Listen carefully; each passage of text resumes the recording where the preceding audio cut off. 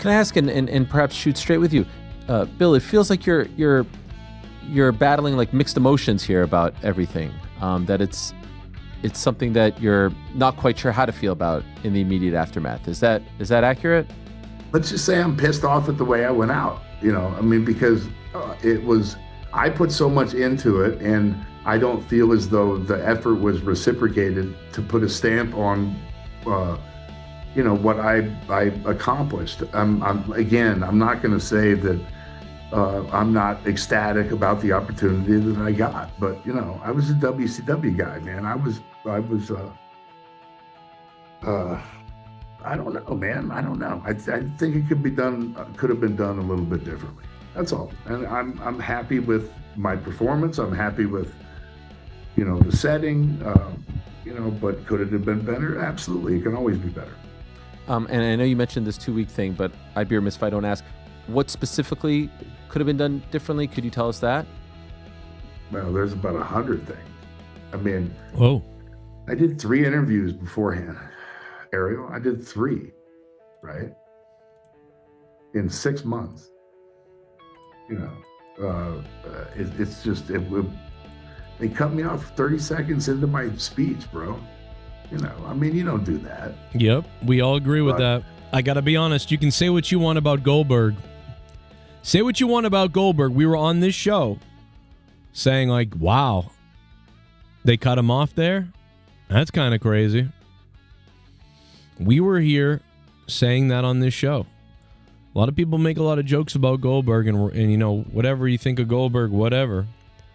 But that was kind of crazy. And it shows that Goldberg wasn't exactly in on it. They were planning around him. I don't know. Whatever they were doing, I don't know. You can say what you want. A little strange. That was not handled the best. I mean, we all made fun of it here. And listen, I'm not making fun of Goldberg for it. We were like in agreement. Like, Jesus, this is the guy's retirement. You're cutting him off in the intro. You're cutting him off on the way to the ring. You're cutting him off when he's, giving his goodbye. Some people are just handled differently than other people. It's wild how that happens, But I mean, not everybody even gets to have a retirement match, though. And I'm sure that that's part of how, the WWE even looks at it. Like, hey, man, not everybody even gets a retirement match. There's been great wrestlers that wrestled for 30 years, and they don't get some last goodbye sometimes. Sometimes they don't get a goodbye. I mean, what do you think Triple H is sitting there thinking? If somebody says, well, Triple H, Goldberg isn't really happy about how he went out exactly. I think he was happy, but not really. I mean, listen, I think Triple H publicly would say something like, hey, man, well, I understand that. Nothing's perfect. We did what we could do, and we did it, and we thought it was great. People loved it. It worked out great. But, I mean, nothing's perfect. I didn't even get a retirement match. Triple H didn't get a retirement match. So I'm sure Triple H is sitting there thinking, well, I didn't get a retirement match. It's not like, everybody, what are you complaining about? You got one. It wasn't, it was a TV thing. You started on TV. You made your name on TV. What's wrong with, what's the deal with that? What's wrong with that?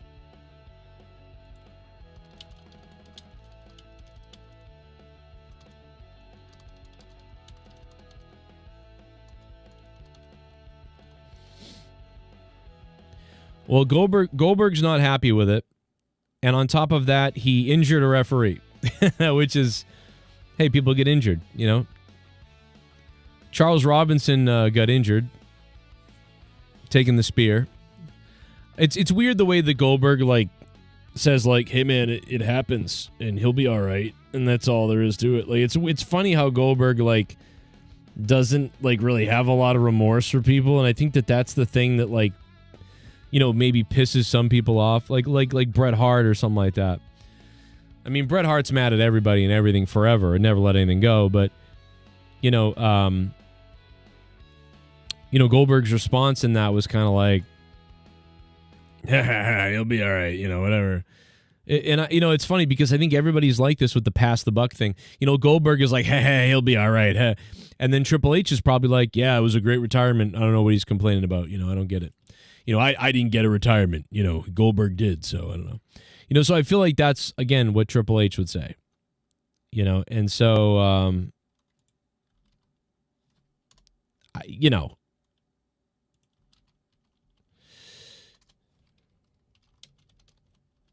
I don't know.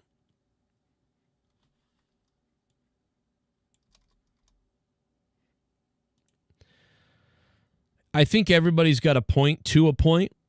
I think a better response from Goldberg on the Charles Robinson broken rib injury would have been like, yeah, it's too bad. You know what I mean? Like, obviously, it's my last match, my last thing. You want everything to go perfect.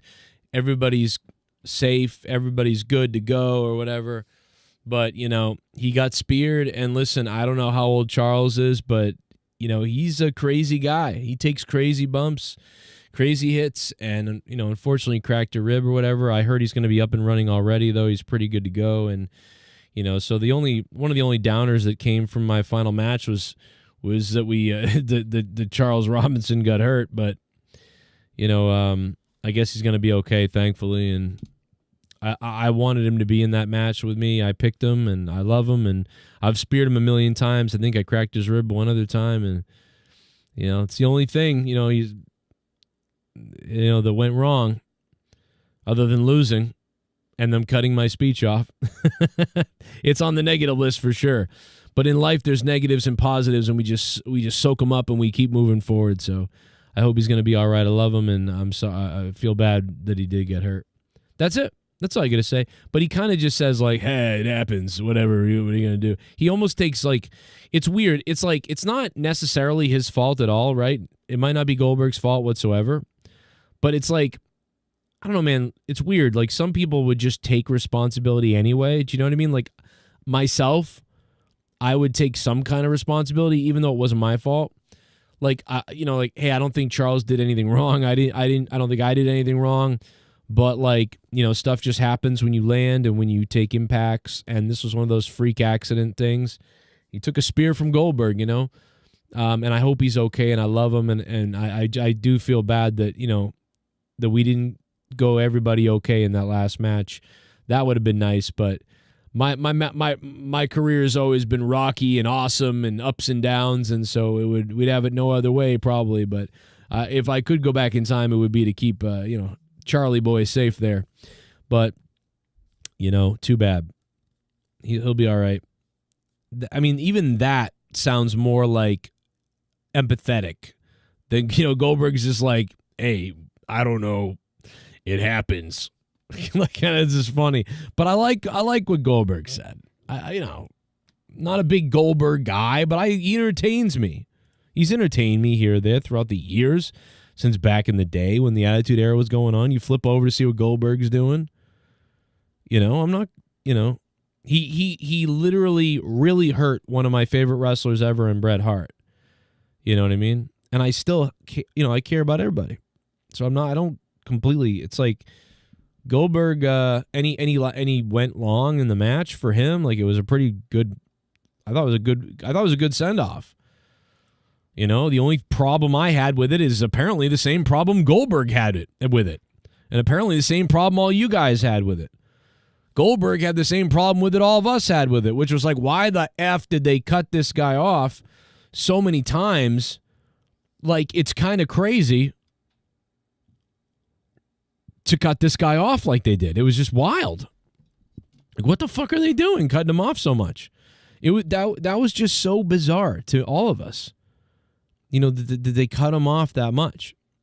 Guys, what's up? It's afternoon. I hope you guys can click that like button and start stacking those likes for me if you can. I'll talk about any wrestling topics you guys want to talk about. Change the topic. Tell me a topic. Do whatever in the chat. Super chats are available, but even better than that, do the Streamlabs. It's pinned to the top of the chat. I could really use the Streamlabs because I get that money immediately. And I have to pay some craziness. So if you guys want to help fund me and help keep me alive here on the show, that would be the best way. Just use Streamlabs pinned to the top of the chat. Thank you very much for that. and whatever you guys do. Much appreciated. I'll put up a little goal for us. Let me see. Let me get the goal going. Hold on. This is about what we have to make by midnight. We didn't quite make it the other day at all, but maybe we'll just roll with that. Okay. All right, we'll roll with this. We'll roll with we'll put the goal back up from the other day. See if how close we can get to the goal. I don't know if we can, but we didn't do well. We did all right on Monday night. I mean, Monday night was pretty good. Not really though. We didn't quite make it, but we'll put that up there. And there it is.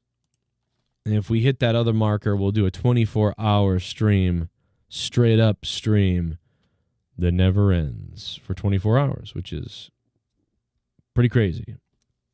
That'll be wild if we do that, but we might have to do it. We'll see. Rastafa's in the chat. Holy shit, where has he been?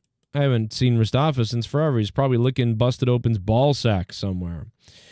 But yeah. No, it wasn't worth it, Rastafa. Rastafa says this. He didn't donate the $500,000 in his bank account, but he did for free leave a comment. So thank you, Rastafa, for keeping the $500,000 in your bank account, but for free asking a question.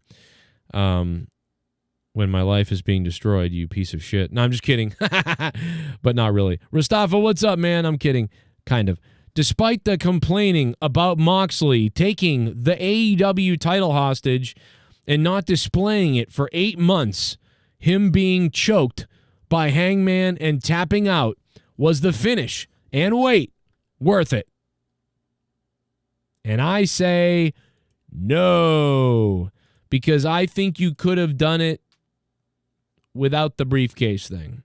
I think you could have done that build up and you could have hid the briefcase in the belt for 6 weeks, right? I mean, I get it. The moment it was paid off, it is a payoff. It was cool, kind of. He opened up the briefcase and there's the belt finally. I'm releasing it.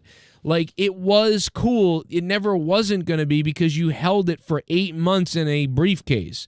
That was always going to pay off when it does.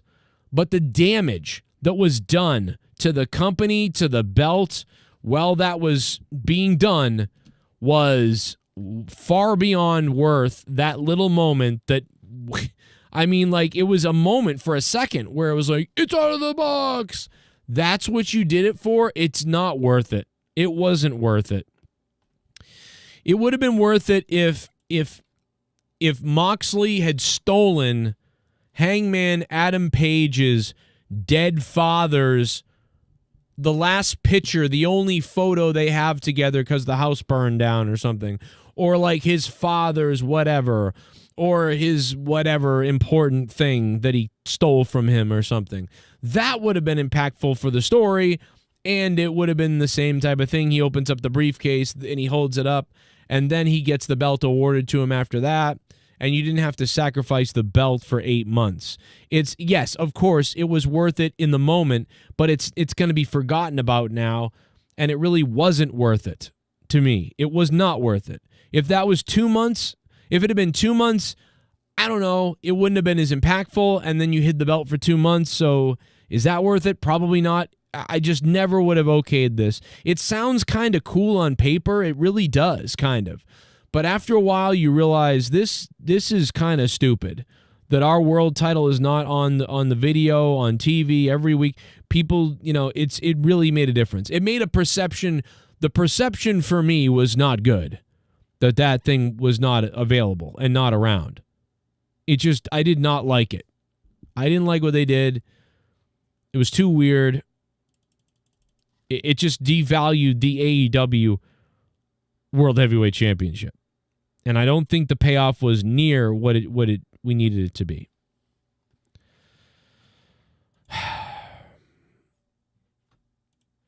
I will let me play a donation or two, see if there are any. If you guys want to donate, the link is pinned to the top of the chat. Use that to donate. What did you think about what Goldberg said? What do you think about the Goldberg situation? Going to play some clips from Goldberg, play some other stuff as well, and we'll get into that also. So there's plenty of stuff to get into. It's July 15th. Every single dono you drop matters. Feel free to do it. $5, $10, $55 Elon Musk Nazi fund donation. You'll love it. It's all available. We've got all kinds of news to get into, clips and shit. We're going to try to run through whatever I can. I'm ready to go, and we're trying to get things going here. So if you want to say something, just use Streamlabs pin to the top to say something or move a topic or whatever. Just make sure you say something you want to say when you do it. Let's go to the I'm going to play the Goldberg clip in a second, but let's play whatever we've got in the tank for a minute. Hey, Bullfrog is a moron. Scissor me, Joe! Do you think Bill Goldberg is attractive? Even though I'm attracted to men like that, I always end up with men that look like Luke. The sexiest guy I was ever with turned out to be straight. Ooh. Reminded me of Garguts, but in shape and less brown. Well, you can wait forever for Garguts, but, he'll just wait for you to fall asleep, if you know what I mean. Thank you, E-Man, for the $3. Hey, Bullfrog is a moron. Scissor me, Joe! DJ Glaze. Oh yeah, I wanna pop a load in his mouth. Oh yeah, I wanna play with DJ Glaze. Toad like a pole, give him a mole like Bullfrog, like STDs and HIV and AIDS and higher are made to film us. Make love as a dove swims past as Glaze lets out a fart. Wow. Wow. Okay. Well, Henry loves DJ Glaze. That was very interesting. Very interesting. But despite that being very bizarre, what you just said, I really appreciate it. Thank you for the $3. Goldberg is mad about the same thing that we were kind of annoyed by. Like, why would you cut this guy's entrance? Why would you cut the guy in the match? The match is somewhat understandable because of TV times and things. But, and then cutting off the speech at the end. Yikes. Like, it looked bad. Henry loves DJ Glaze. Thank you for the $3. It just sounded bad. Can I ask and perhaps shoot straight with you? Bill, it feels like you're battling like mixed emotions here about everything. That it's something that you're not quite sure how to feel about in the immediate aftermath. Is that accurate?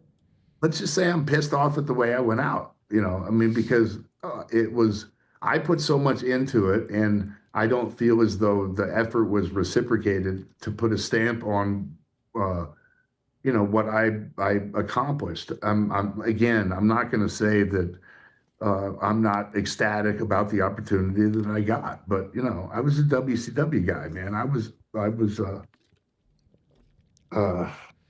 don't know. Bill Goldberg is looking all over the place for a tunnel to get out of this question. Look at Bill Goldberg, because he's such he's usually kind of like an honest guy, like to a fault. Like he'll just say he'll say something that, oh, you shouldn't say that, but he can't help it. Watch, what is this where he looks around? Watch this body language is basically like, I shouldn't say this, maybe I will. His body starts doing what his brain is doing. Not ecstatic about the opportunity. Watch his body. He moves around. I was a WCW guy, man. He's trying to look at other things. He can't make eye contact. Even he's on a fucking live stream. He's not even in person with Ariane Helwani or whatever, right, on his show. He's not even there in person. And Goldberg is having trouble, looking at the camera to deliver an honest answer. Watch all his answers before this. He's looking right at him. He starts talking. He's looking off to think about what he wants to say. But it gets off the rails right about here. I mean, fucking ADD Berg kicks in right here. About the opportunity that I got. But, I was a WCW guy, man. I don't know, man. I don't know. I was a WCW guy means they may not give a shit about me, like, and that's probably why they don't really care that much about me. Otherwise, why would you say I was a WCW guy? Yeah, everybody knows that. What does that have to do with it? What are you talking about? So that makes me think he's saying like, well, they don't like me really. They don't love me because I was a WCW guy. That's why I didn't get that type of send off like you were thinking. Even though Triple H is a WWE guy and he never got a retirement match because, he couldn't have one. Some things just don't work out perfectly for everybody at all. I think it could have been done a little bit differently. That's all. And I'm happy with my performance. I'm happy with, the setting, but could it have been better? Absolutely. It can always be better. And I know you mentioned this 2-week thing, but look at him laughing. That laugh is that he's holding back, which, respect him for not, he doesn't want to come off. I mean, it sounds like he's trying not to come off like a fucking crybaby or something. Like I don't want to come off like ungrateful, not a crybaby, but ungrateful. He doesn't want to come off ungrateful, really. He just wants to be humble and be like, yeah, I had my match. Yeah, it was great. But like he's being asked to answer honestly, so he's trying to, but he's trying not to be ungrateful, really. But he's also trying to be honest. So here he holds back and he kind of laughs because he, off the camera, he would be like, I thought it was fucking ridiculous what they did to me. He's like, it was great on many ways, but on many ways, it was kind of pissed off, And he would tell you more if the cameras maybe were off, right? Which I get that. We all get that. I bet Bret Hart isn't happy the way his shit ended.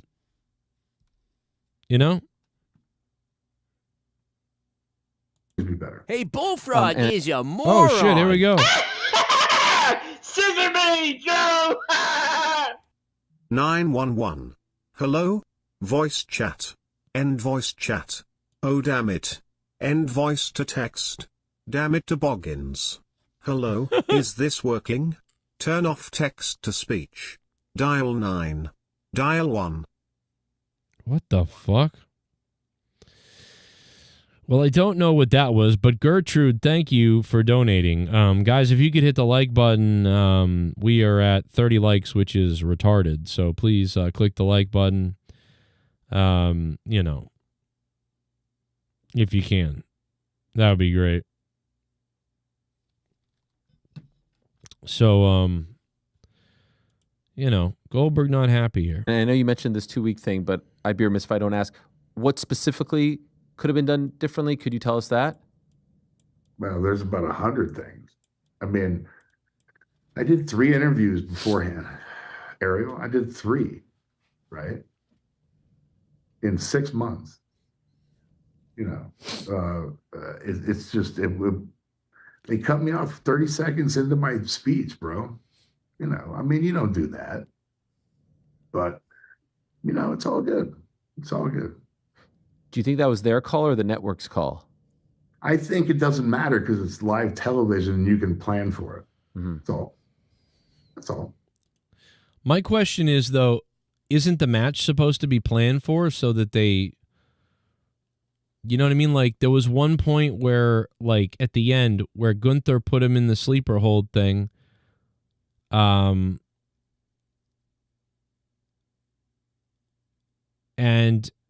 Goldberg kind of fought out of it for a second.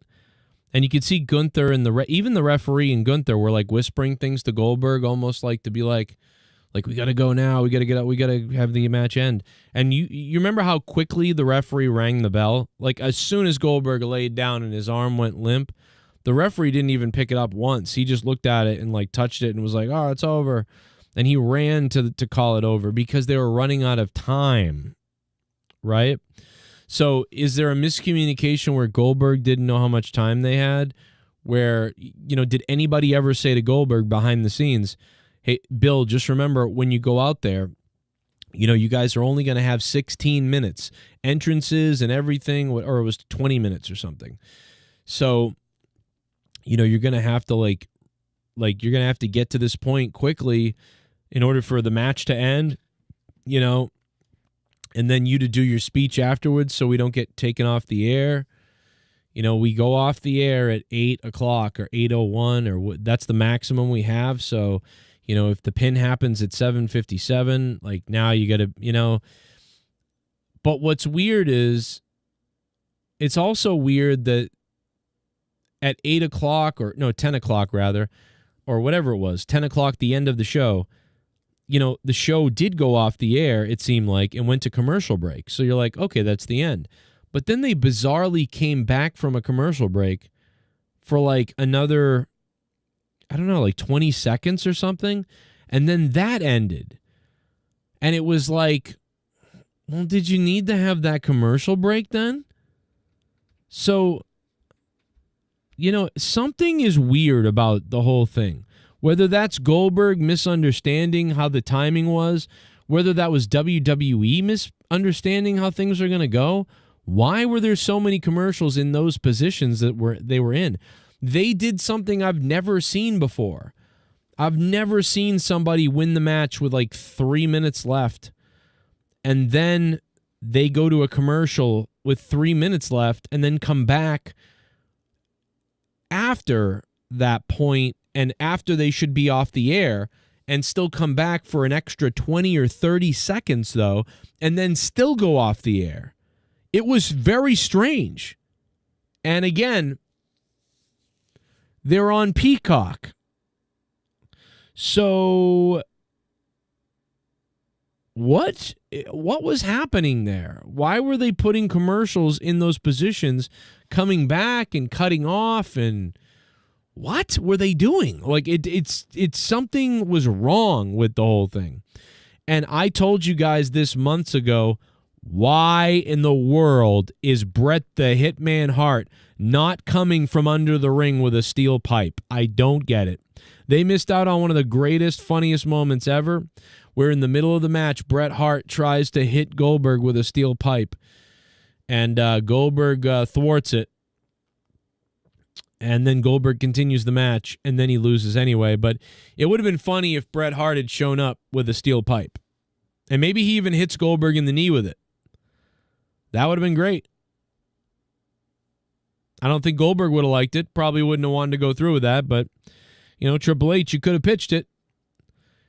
Bret, how would you like to show up, come out there, you got a pipe. I don't know. I'm doing a Bret Hart impression of Triple H. That doesn't make any sense. I'm sorry. All I can think about is Bret Hart. But, so I hit him with a pipe. I bet Bret would have said no.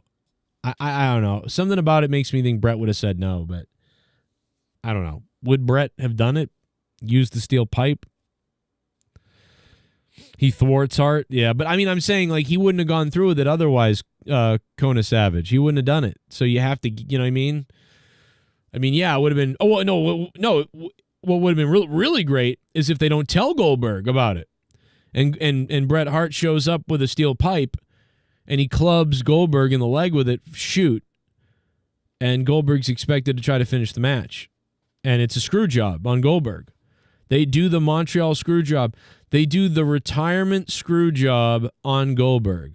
Bret Hart shows up with a pipe, waffles Goldberg with it in the knees or the head or whatever.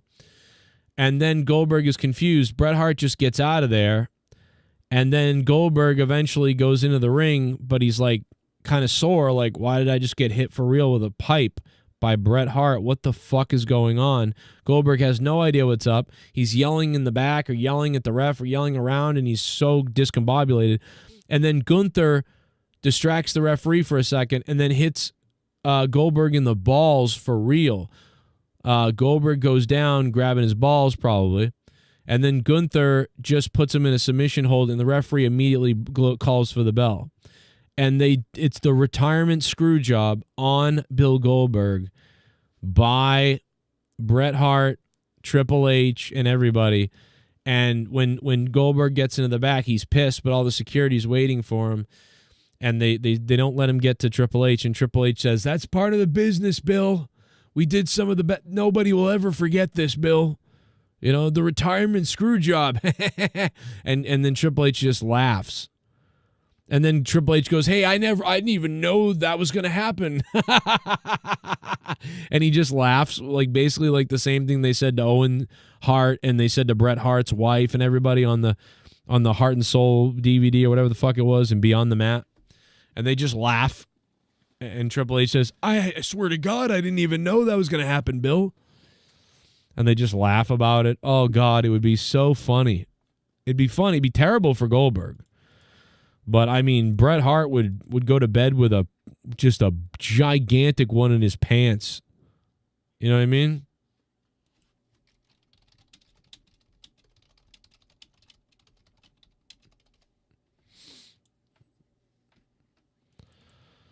I don't know. It could have been really fun. Could have been really wild. But yeah, that Goldberg interview that's something else. That is something else. Let's see. Let's see what else we got. If nothing else, then it was a day to remember that I will always have with my son that nobody can take away. It was awesome. When you were back in the mix here for a moment, were there any serious talks about him? Okay, like when you're done, we want you, you're going to come here, you're going to go there. Any talks about that, or is it just kind of being left, down the line? They tried to give him an NIL, but when I found out how much they were going to give him, oh shit! Everyone loves me. Take a look around. Man, thank you so much for the donation. Holy shit, thank God. Tony Khan. Take a look around Hillary and see. Everyone loves me. Took a long look along. Everyone loves the dawn. Take a look around Hillary. Everyone loves me. Take a look around Hillary and see. Come on. Goldberg can go to AU for a real retirement match. Oh. Cope versus Goldberg in a spear versus spear match. Cope versus Goldberg, spear versus spear. Cope versus Cope. The other person can never use the spear again. That'd be interesting. Wow. Imagine if Tony Khan did that. He was like, yeah, you weren't happy, Goldberg? Who the fuck says you can't be happy? Did you see Sting's retirement in AEW? Why don't you come over here and do that retirement? Someday WWE will own all the tapes anyway, so it will get remembered. Wow, that's a look at Tony Khan trying to poach. That's a great idea, Tony Khan. I got to give it to you, brother. Tony Khan, thank you for the $15 donation, man. Thank you, Tony. Oh, thank God for that. Thank you, Tony Khan, keeping us alive here a little bit. Yeah, that would be, what if Goldberg, but doesn't he have like, I feel like he won't do that because he wants his son, maybe his son might want to be a WWE superstar person. And, so Goldberg can't really, do that. I've been going to wrestling shows for over 30 years. Never in all that time have I ever felt until last Sunday that my security, my safety, my life was in danger at a wrestling show. 3-3. E3 DJ Glaze. 333 DJ Glaze. Garguts is cool. 3-3. 3-3 Garguts is sexy. 3-3. 3-3-3. 3-3-EE. Take. I feel like this is some kind of a murderous code that we just witnessed from one. Maybe I'm wrong, but I feel like we just heard some kind of a murderous code that just happened. One, thank you for the donation. It doesn't beat Tony Khan's 15, but it is sexy, brother. I don't think Goldberg cares about wrestling. I mean, he sort of, but doesn't. I think he cares about Goldberg. I mean, haven't we always really thought that, Goldberg cares about his brand, about him? It's similar to Brock. I think Brock cares more. But it's that like I am the product. I am the company. Like Goldberg sees himself as a product and as a company. You know what I mean? A lot of these guys, they see themselves as a product or the company, as a brand. I'm a brand, bro. Like JD sees himself as a brand. Like they don't see themselves as an individual or worker or like a show or a wrestler. They see themselves as a brand, And they're not wrong, really, either. So, I mean, it's understandable to some extent, but, you know, a little bit strange. A little bit strange as well.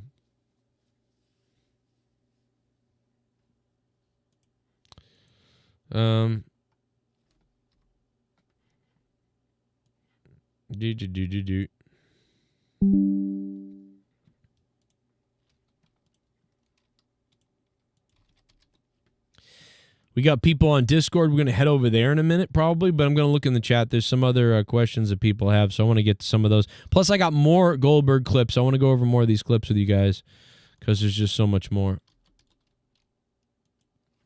Uh-oh. Oh, Joe Rogan said that Trump bombed Iran probably to distract from the Epstein stuff. Uh-oh. It's going to get real wild out there until those real files come out, which they probably won't. It's going to get a little crazy. One, thank you, Tony Khan. Thank you for the $15, Tony Khan. Really appreciate that. Let's go back to some more clips. Got a lot of clips of Goldberg.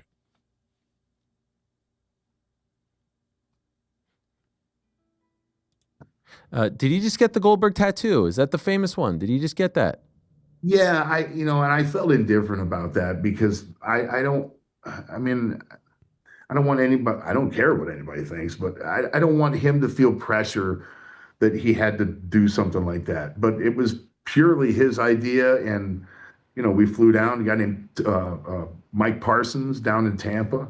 And we did a day trip, flew down there, drove down to Orlando area, and then got it done, and then drove back, and then flew back that evening. And it was a great trip, man. If nothing else, then it was a day to remember that I will always have with my son that nobody can take away. It was awesome. That's the full clip. I think that's pretty cool, man. Your dad has this legendary tattoo, and you're his son. You want to go get the tattoo like your dad. I have no problem with that. That's kind of cool. Me and my son could get matching tattoos. That'd be cool. I don't even have any tattoos, but I could do it. We're gonna be with you guys here for a little bit tonight, as long as I can maintain it for sure. No doubt about it, baby. We're trying to bring all the wrestling news. We're trying to talk about every topic.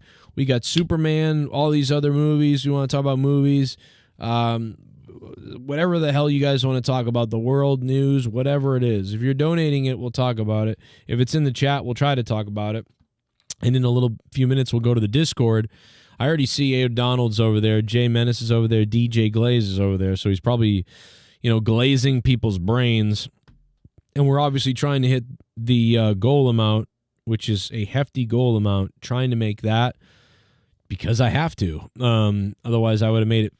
I wouldn't even have a goal amount, but I need to hit that very soon. So I'm going to give it as much as I got, as much as I can over the next couple of hours for you guys, as much as we can do and bring to you on a Tuesday night.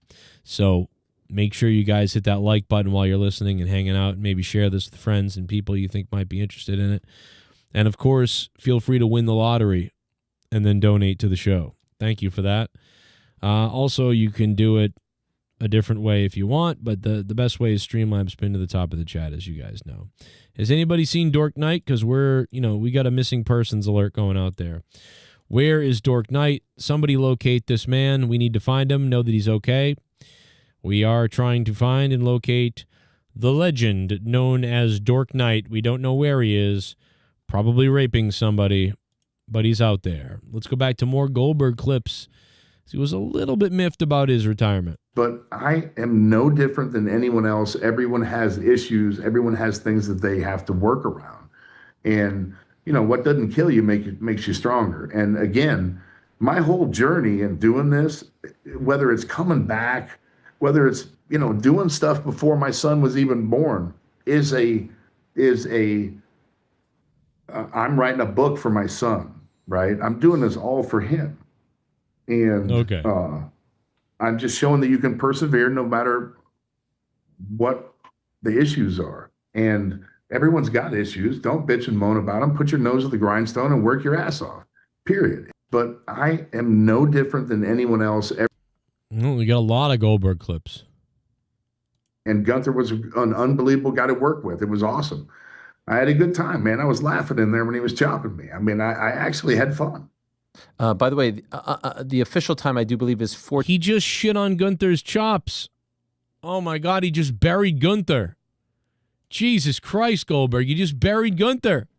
You buried his chops, you fuck. Oh, my God, bro. Make this a clip right now.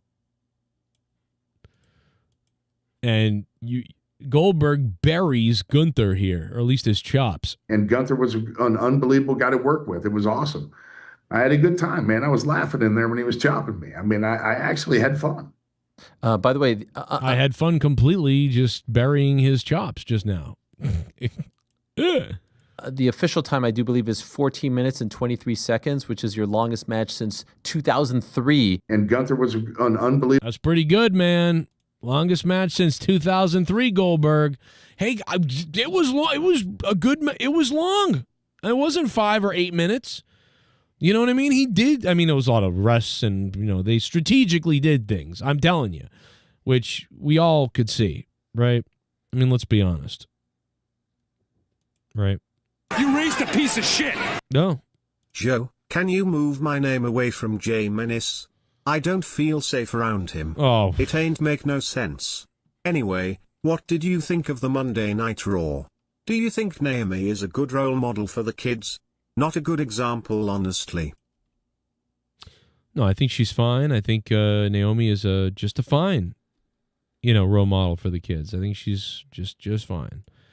I don't know why you hate Naomi so much, but no, I think I don't know what you're talking about. I think Naomi is great for the kiddos, to be honest. Thank you for that $4 from the real DJ Glaze. That was actually the real DJ Glaze. Thank you, man, for trying to save my life with a donation. I appreciate it. So, Goldberg says he's on stem cells. So I guess the secret to Goldberg is stem cells.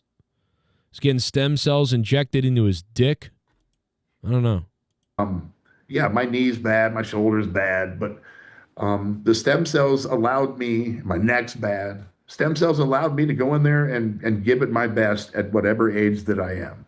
And I could not have done it. There was no way I could have done it without them. So I am an absolute firm believer. And wow, what a difference. Just unbelievable. So, yeah, my knees. So, yeah, he's all in on stem cells. I mean, we've heard some of that stuff from, like, Joe Rogan and stuff before about the stem cells. So we know the stem cells are pretty, like, vital. Like, for a lot of people, it seems to work, So it is. And, but to be given that opportunity on such a special show with the lineage of the show, to be able to go against the world heavyweight champion, to be able to go against Gunther, I mean, hey, it was a honor and a privilege to be able to be given that opportunity. And obviously they put him against Gunther, right? Because that's the closest belt to like what the WCW belt was, right? Because that's the belt. Am I wrong about that? Isn't that the belt that originally had come from the World Heavyweight title and the WCW title? So that's the belt that, he should be wrestling for, right? I mean, because the other belt is the WWE Championship, which John Cena has. I had to make the most of it. In other words, would you have I had to make the most of it. What a fucker. preferred a PLE? 100%. Well, there you go. There's your answer. There you go. That is the answer.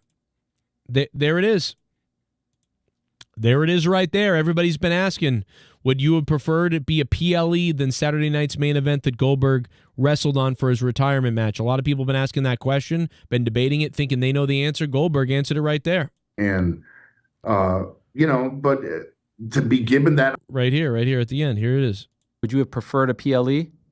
100%. Because you get more time? Yeah, absolutely. And there you go. He would have preferred a PLE. And I said the same thing because I first disagreed. But then I said, well, it's on Peacock Saturday night's main event. More people are going to see it. But then I realized it's not really on the same way, right? Was it on TV? I thought it was because it was on TV. There was way more eyes on it. So I thought maybe that was better. But in hindsight, I guess most people were just watching on Peacock. So a PLE would have been on Peacock too. So what's the difference? So there you go. Goldberg would have preferred a PLE. So if you were wondering, he just answered it for you here one more time. But to be given that opportunity on such a special show with the lineage of the show, to be able to go against the world heavyweight champion, to be able to go against Gunther, hey, it was a honor and a privilege to be able to be given that opportunity, and I had to make the most of it. In other words, would you have preferred a PLE? 100%. Because you get more time? Yeah, absolutely. Ariel Helwani or whatever is like, he is just like loving this. He is salivating. He is coming because these responses from Goldberg are everyone is a clip. Everyone is a point, is a headline. He knows a headline when he hears it, right there. Goldberg saying, no, I didn't like Saturday night's main event compared to I would have rathered a PLE. When he says that, and Ariel's getting ready to set that up, so you would, in other words, what you just said is you would have preferred, like, this is pretty crazy. And then Goldberg answers it, and he's like, I don't know. Like, he is like, watch his face. Would you have preferred a PLE? Look at the look. Oh, I hope he says he preferred a PLE. If he doesn't answer, and if he says, it doesn't matter, then but he says, oh yeah, 100%. And that's when Ariel is going to just probably orgasm. Let's watch. 100%. Watch this face right here. Because you get more time? Yeah, absolutely. Because you get more time. Oh, my God. Ariel Helwani, man. It's all over his pants, guys. It's all over his pants right there. And who can blame him? What a gold nugget that was. What a golden freaking nugget. That guy just got gold. There's so many ways to support the show. If you guys want to help me out in trying to get to this $800 bill that I have to hit, we're at 128. You can do Venmo. You can do Cash App, patreon.com/Joe Cronin Show. There's so many ways to do it. So many things to do. So many ways to do it. Or just use Streamlabs. Delta just super chatted. Thank you, Delta, for that. Super chat party. Ava Final Boss of NXT shirt. Fire emoji. Queen King Bear Mugs emoji. Fucking JCS. cringe. What a cringe. What a fucking... when Stephanie McMahon came into the picture, you're like, oh, now the guy puts his daughter on TV. But guess what? Stephanie McMahon was amazing and great. She was a star on television. Stephanie McMahon was a star on TV. Watching what happens with some of the people who just have jobs because of mommy and daddy is disgusting. It is disgusting to see some of the people that have jobs because of mommy and daddy. When there's people out there that aren't employed by the WWE or somewhere else, and you see what they are employing, it's fucking sickening to the core. It sickens me to my core. I'm sick to my stomach with some of those people. Just a fucking joke. Absolute joke. If you guys want to donate to the show and beat out Tony Khan, who's the top donator, Streamlabs is pinned to the top of the chat, way up top. There it is. Not only can you guys fund the show, support the show, and get your name up here and become beasts and have a good laugh and also ask a question, but you're also funding my life. That's pretty cool because my life sucks. McMahon looked like a giant compared to Vakir. Okay, Rick Shaw. Yeah, I get that. This makes him getting cut off even funnier now, says Northern DC. Wow. Goldberg just cut off, and it is what it is. Yeah. I mean, look at that. Look at that George Bush laugh right there. That is the best George Bush I've heard in a while. Did anybody hear that? Goldberg, you got a great one, man. You got a George Bush-esque laugh right there. Listen to this one. Yeah. I mean, look at that. I mean, I know, it's just, I can't believe that I did that. I feel so bad, man, because I love that kid. And to be able to have my last match with him, it was freaking awesome. The kid's extremely talented. And man, would I love to have a chop fest with him and, you know, have 10 more of those matches, because each one you do with him is better. Yeah. I mean, I don't know. So I laughed. I laughed at his chops. I don't know what to say about that.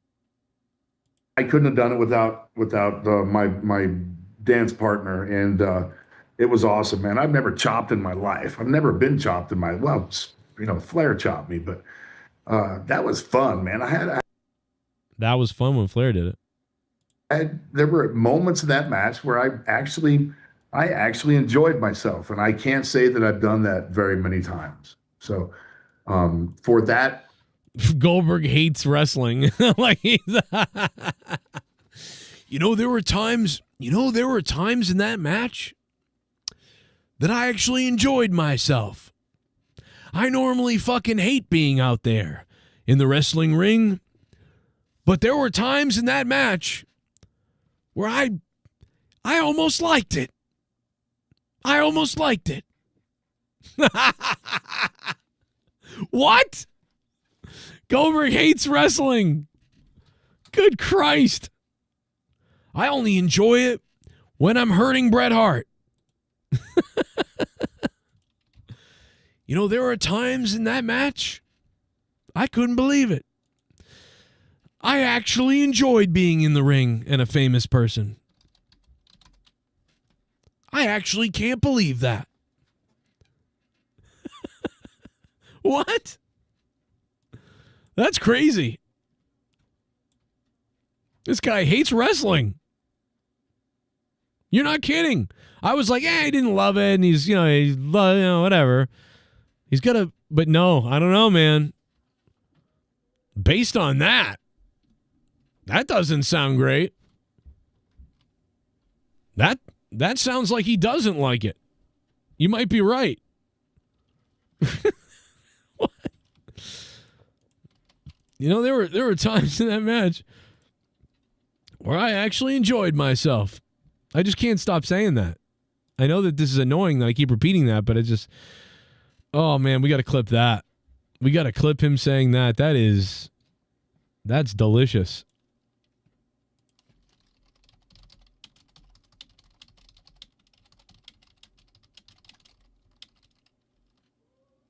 Oh my God. I cannot believe some of the stuff that Goldberg said. That is so funny. That is so funny. Oh, I cannot believe he said that. We've got to clip that, like, immediately. Okay. Let's get it. Here it is.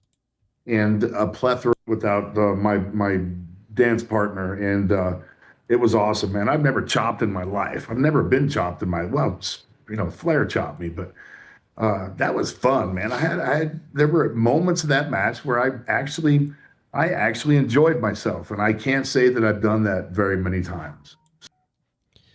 Please elaborate on that. Please elaborate on that, Goldberg. There were times in that match I actually liked it. Dude, that's wild.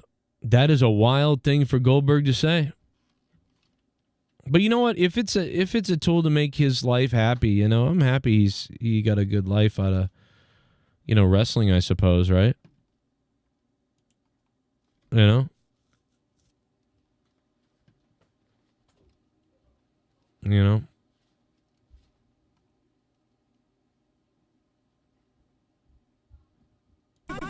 People to move on, but I'm curious, why do you think your supporters in particular have been so interested in the Epstein story and so upset about how it's been handled? I don't understand it. Why they would I don't understand it. He's dead for a long time. You don't understand why people are interested in the Epstein stuff, Trump? Why your people are interested? Trump doesn't understand why his base. Go ask Barron. He knows. He knows why we're interested. Because we don't like child rapists. That's why. You fucks. I don't know why they'd be interested in the Epstein case. Because who cares about Epstein, Trump? We don't care about Epstein.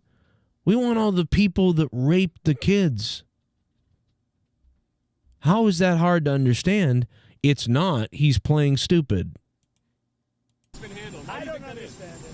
Why they would be so interested. He's dead for a long time. He was never a big factor in terms of life. What? I'd say he was a big factor in life. He's an ungraduated person who taught math at a college and then somehow owned an island. He's an ungraduated person who somehow owned an island and met every famous celebrity there is. How did he make his money? We don't know. I'd say it's pretty weirdly interesting. He was never a big factor in terms of life. I don't understand what the interest or what the fascination is. I really don't. And the credible information's been given. Don't forget, we went through years of the Mueller witch hunt and all of the different things, the Steele dossier, which was all fake. All that information was fake. But I don't understand why the Jeffrey Epstein case would be of interest to anybody. It's pretty boring stuff. It's sordid, but it's boring. And I don't understand why it keeps going. I think really only pretty bad people, including fake news, want to keep something like that going. Wow. Mullen Jones, who sent me this? Steve Mulgarvey sent me that. What's up, Mulgarvey? How you doing, man? Very strange. Very strange. There are videos. There's allegedly tons of videos. So, but who knows? They're gonna get away with it. Probably gonna get away with it.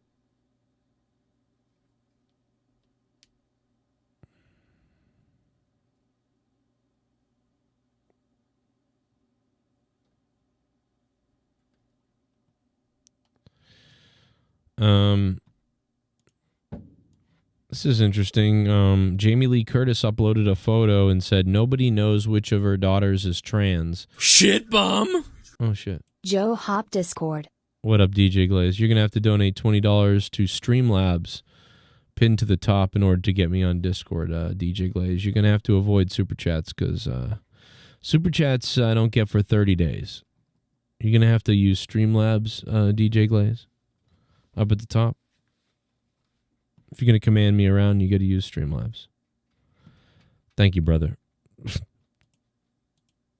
you're going to command me around, you got to, use Streamlabs. Jamie Lee Curtis says nobody can tell which one of her daughters is trans. I've been going to wrestling shows for over 30 years. Take a look Never, at it. Big Jones, all that time how you doing? Ever felt until last Sunday that my security, my safety, my life was in danger at a wrestling show. I ain't fucking playing around. DJ Glaze or J Menace need to took up that ass and show me them poop shoots so I can explode full sperm juice in that canal while eating fried chicken. Give it up, DJ Menace. I wanna menace that rectum. I want to menace that rectum. By the way, the other day we have this clip from the show. Big Jones, I want to thank you for donating $3 to the Joe Cronin Show.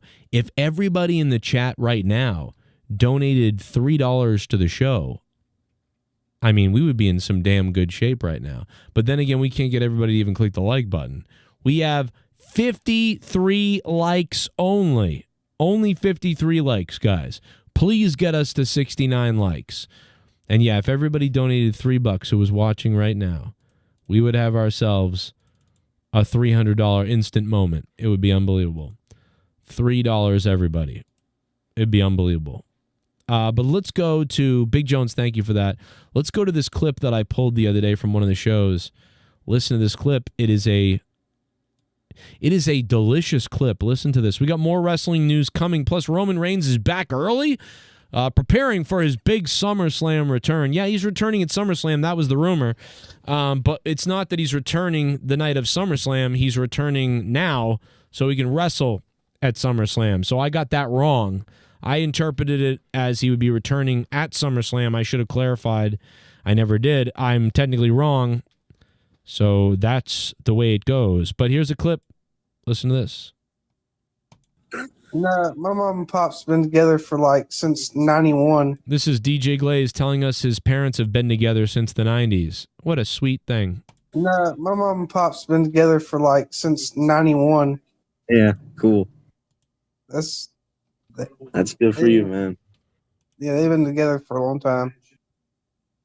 That's pretty maybe it's time to kind of break that up and kill one of them.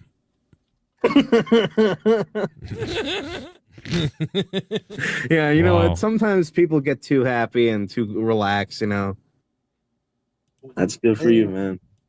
Yeah, they've been together. I like how Rojas isn't even happy about it. Yeah, cool. That's for since no, my mom and pop's been together for since 91. Up and kill one of them. My mom and pop's been together for since 91. Yeah, cool. That's pretty maybe it's time to kind of break that up and kill one of them. So there's something wrong with me.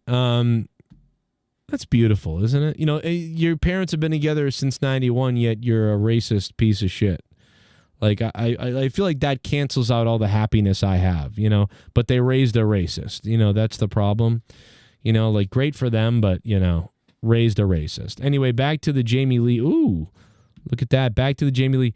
Jamie Lee says, you can't tell which one of her daughters is trans. It's crazy. Oh, okay. Let's see. Well, there you go, guys. I'm not really sure. I mean, honestly, I got to be honest. Neither one looks great. At the very least, you have one daughter who's got a head the size of a goddamn car door, and then you got the other one that looks like a very ugly person. I don't know. Not really sure. Not sure which one is the guy, but I'm gonna bet the one on the left is the trans one. Just a little bit of a guess. It could be the jaw, could be the chin. I don't know. Could be maybe that looks like an Adam's apple, maybe. Just gonna say I think I know which one. Not trying to pick things apart, but you offered it up. And so I'm just gonna say, maybe they're both, it's a trick question, they're both trans, I don't know. I know which one's the ugly one, I know that.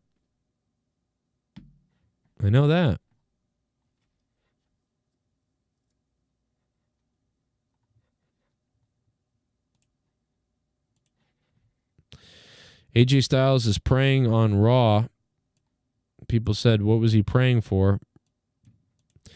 I'll tell you what he was praying for. He was praying that he gets injured slightly, but not enough to be really badly hurt, but enough to keep him off TV for 6 months so he can ride out most of his contract playing video games on his Twitch channel with his kid. Please, God, send me home so I can play Twitch video games and not be here. I guarantee it. I really think that might be what he said. And I'm not kidding. You can think I'm kidding all you want. I'm not fucking kidding. Deal with it. Fuck bags. Okay? Oh my God. I come to fucking Discord and now everybody's gone. Unbelievable. I come over to Discord Finally. And nobody's here. Unbelievable. Unbelievable. I can't believe it. Super chat party. I'll start it. Who got the next $3? Oh, shit. Uh-oh, we're starting the train. Northern D.C., what's up, long-time OG? Love them. I agree. Do it up, but just don't do Super Chats, though. Do Streamlabs pinned to the top of the chat because that money goes right to me. And I hate to say that because I'll take your Super Chats, though. Trust me, you can Super Chat. You can do whatever you want. Venmo, Cash App, Super Chat. I don't care how you do it. It all helps. You're the fucking man, Northern DC. I know you changed your name a while back, and I can't remember the old name, but maybe we don't want to remember the old name. Joe's girl kills all three. Oh, my God. That's true. My girl would kill all three. I'll start it. Thank you, Northern DC. Love you, brother. That was very nice of you to drop $4.99, dude. Thank you so much. You beast. Thank you, brother. And let's look at the leaderboard, too. I was going to go to the Discord, but everybody left. Jay Menace, if you want to drop back in, I'll go back in there, man. Plus, if anybody else wants to jump on the Discord, now's the time. We're going to go to the party line, baby. We got to stream as much as we can. I'm going to be on, and I get some more wrestling news. I got more wrestling clips. I got more things I haven't gotten to yet, so I want to get to those things. So, but I just want to go ahead and see if I can see if anybody else is coming back again before I go back there because I was going to go through it. Yo.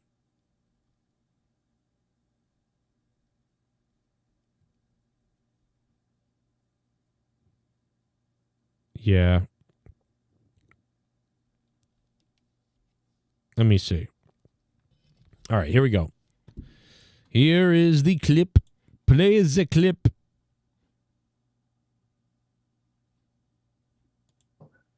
That's it. And like I said, man, I'm not here to bitch and moan because I don't do that.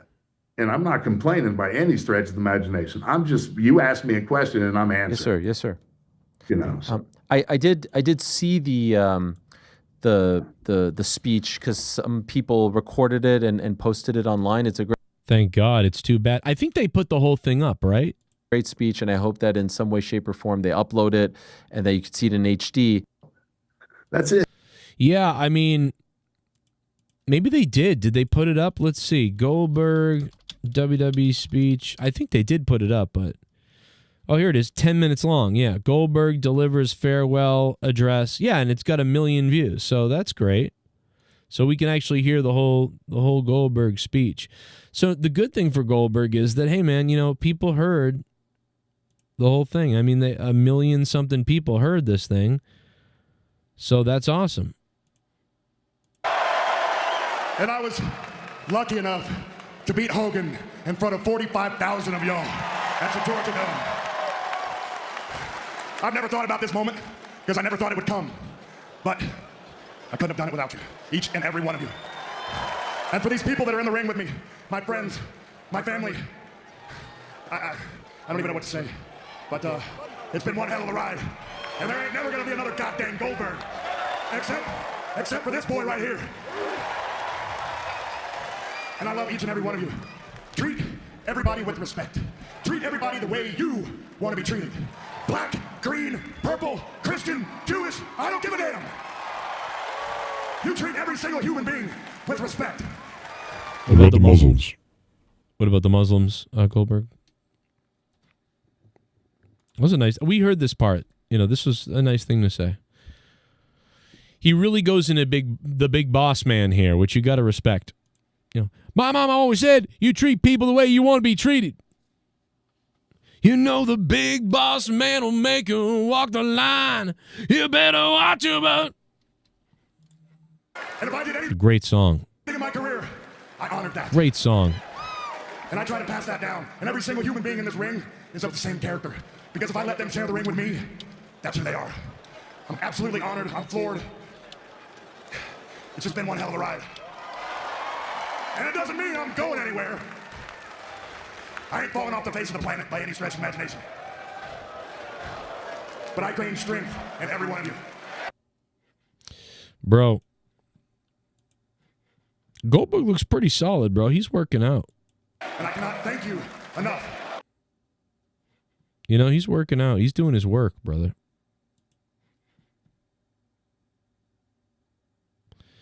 DDP looking good back there, too. I like this guy right here. Hey, it's me, Joey. I put the hair dye in my fucking hair, and I break your fucking legs. You want to say something to me? Like I told Bill last night. Hey, if I gotta hurt somebody, I'll do it. I'll break his legs and his dick. All right? You look into these puppy dog eyes and realize that my family has cut the throats of puppies and dumbass, tiny criminal loser people. And hey, this gold chain around my neck is worth more than your father's retirement. And I'll throw you off the Tobin Bridge in Boston, and I'll throw you off the Brooklyn Bridge in New York, and then I cut my own privates off. I'm sorry. I'm sorry. I don't know why I did that. But it was good. Good speech. It still goes. It continues. From the bottom of my heart. And the one From the bottom. That stood with me. That guy's an actor. I knew he was an actor. He looks like an actor. Hey, I'll chop off your dingus. Looks like a greasy New Yorker. My beautiful wife, Wanda. Oh, yeah, baby. Bring her out. Let's see that. Goldberg's wife is pretty. And I love you, honey. This ain't goodbye. I'm going to be doing other stuff. You can guarantee you that. I've only just begun. But I love each and every one of you. And don't forget that. And this goes out to my father-in-law, who passed away last week. This goes out to all the flood victims 30 miles from our house in Texas, North Carolina, everywhere where people have been negatively affected. And the one thing that I've learned is that you're never too good to lend a helping hand. I was a proud Georgian for 18 years when I lived here, and I'm a damn proud Texan right now. Because all my neighbors dropped everything, and they went west, or they went south, or they went east, or they went north to lend a helping hand to those who needed a helping hand. And again, Goldberg has a fire speech right now about unity. Like, it's really a cool speech. Like, whatever you think about anybody and whatever, right? Whatever you think about whatever, or even whatever you think Goldberg might be, might not be, might do or do not, or don't do, or maybe he listens, does, doesn't do, whatever the case is. Whatever you want to say about Goldberg, whatever you want to think about Goldberg, the bottom line is this is a fire speech about compassion and acceptance and hard work and taking care of your neighbor and positive and empathetic. I mean, this speech is not all self-absorbed about himself and what he's like everything. He's actually going out and projecting about the whole world, and not in a weird preachy way that like you've got to do things in this political take. At least so far from what I've heard, it's really just about being be good to everybody, love everybody, and we got each other's back, and let's go, and everybody, we care about everybody, and whatever. I mean, he's got a really positive message here. You know what I mean? And he worked that into this speech is pretty wild, and it has 1.1 million views on YouTube, but it is disgusting that they cut this off, you know? I mean, maybe they had to, though. I mean, what are we going to do, you know? But that's good. You say what you want about Goldberg, but this speech is wild. this can be a really crappy world if you let it. But if you stand up and you put your damn foot down and you lead by example, then it's going to be one hell of a ride. And I want every one of you to take that ride with me. Mic drop.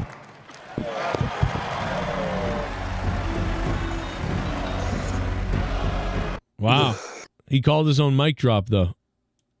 Yeah, I like that. That's pretty cool. Are you waxing your... Oh, wait, Cody came out? I didn't know that. Are you waxing your own carrot right now? No, that's not me. It's the other guy. Are you waxing your own carrot right now? MC, hello? Oh my God. What the fuck? Jesus Christ.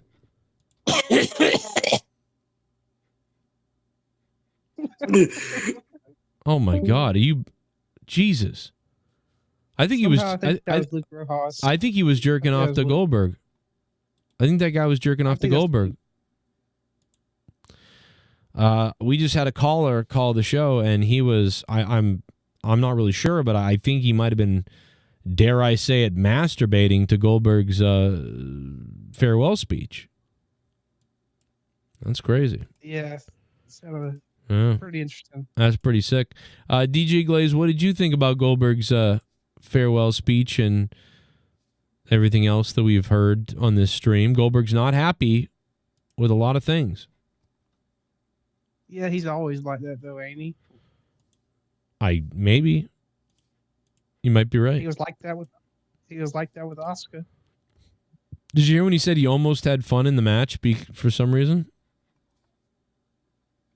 I didn't hear that part, but yeah, he almost had fun in the match, he said. He's like, I was almost having a good time out there. I don't normally have a good time. So what the fuck? That don't make no sense. I figured you would have fun doing what you love. I guess he loves football more. Well, I think he loves something else more, but I don't know. When football was his first. Yeah. Go ahead, Joe. Oh, so he enjoys watching football rather than wrestling himself? Well, he was a great football player. He went professional. I understand that, but I mean, he hasn't played football in like 28, 30-something years. Yeah. So you're telling me he enjoys playing football? He hasn't played it in 30 years. Well, he probably enjoys watching his son play at Colorado. Yeah.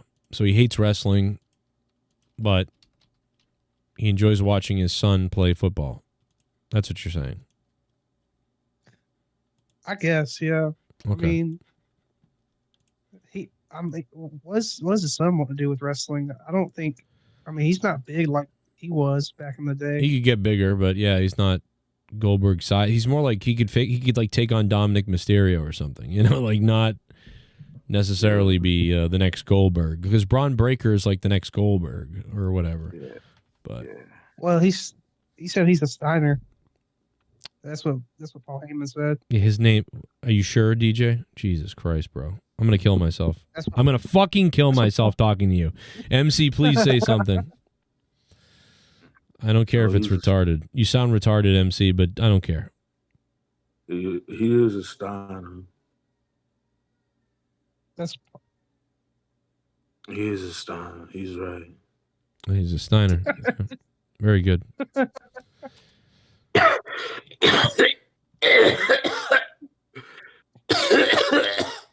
Jesus. Are you still masturbating to Goldberg's speech?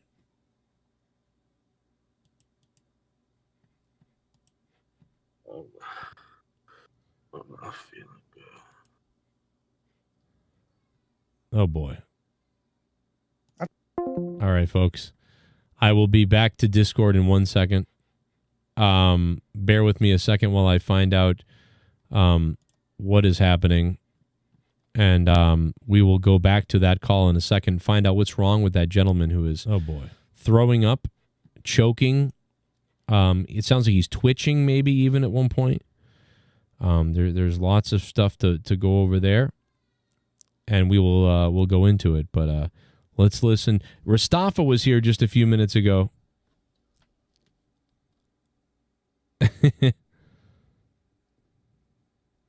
Rastafa was here a few minutes ago, and he asked a question. We talked about that. We'll go into more of that. Plus, we have more wrestling news coming. Also, Charles Robinson was injured in the Goldberg match. Goldberg speared Charles Robinson. Charles Robinson broke a rib. And there's Charles Robinson put that X-ray out for everyone to see. Going to look at that. Plus, I think Luke Rojas is joining us in a minute. DJ Glaze, Luke Rojas, Jay Menace, and more on Discord. It's going to be a interesting time over there. We'll hang up on those other people and listen to this from Mustafa.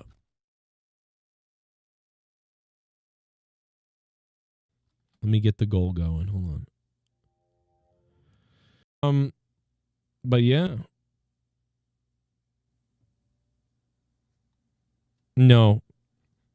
It wasn't worth it, Ristafa.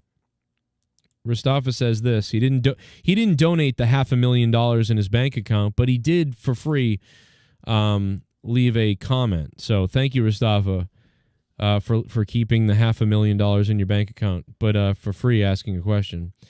When my life is being destroyed, you piece of shit. No, I'm just kidding. But not really. Ristafa, what's up, man? I'm kidding. Kind of. Despite the complaining about Moxley taking the AEW title hostage and not displaying it for 8 months, him being choked by Hangman and tapping out was the finish. And wait, worth it? And I say no, because I think you could have done it without the briefcase thing. I think you could have done that build up and you could have hid the briefcase in the belt for 6 weeks, right? I mean, I get it. The moment it was paid off, it is a payoff. It was cool, kind of. He opened up the briefcase and there's the belt finally. I'm releasing it. Like, it was cool. It never wasn't going to be because you held it for 8 months in a briefcase. That was always going to pay off when it does. But the damage that was done to the company, to the belt, while that was being done, was far beyond worth that little moment that, I mean, like, it was a moment for a second where it was like, it's out of the box. That's what you did it for. It's not worth it. It wasn't worth it. It would have been worth it if Moxley had stolen Hangman Adam Page's dead father's, the last picture, the only photo they have together because the house burned down or something, or like his father's whatever, or his whatever important thing that he stole from him or something. That would have been impactful for the story, and it would have been the same type of thing. He opens up the briefcase and he holds it up, and then he gets the belt awarded to him after that, and you didn't have to sacrifice the belt for 8 months. It's, yes, of course, it was worth it in the moment, but it's going to be forgotten about now, and it really wasn't worth it to me. It was not worth it. If that was 2 months, if it had been 2 months, I don't know, it wouldn't have been as impactful, and then you hid the belt for 2 months, so is that worth it? Probably not. I just never would have okayed this. It sounds kind of cool on paper. It really does, kind of. But after a while, you realize this is kind of stupid, that our world title is not on the video, on TV every week. People, you know, it really made a difference. It made a perception. The perception for me was not good, that thing was not available and not around. It just, I did not like it. I didn't like what they did. It was too weird. It just devalued the AEW World Heavyweight Championship. And I don't think the payoff was near what we needed it to be.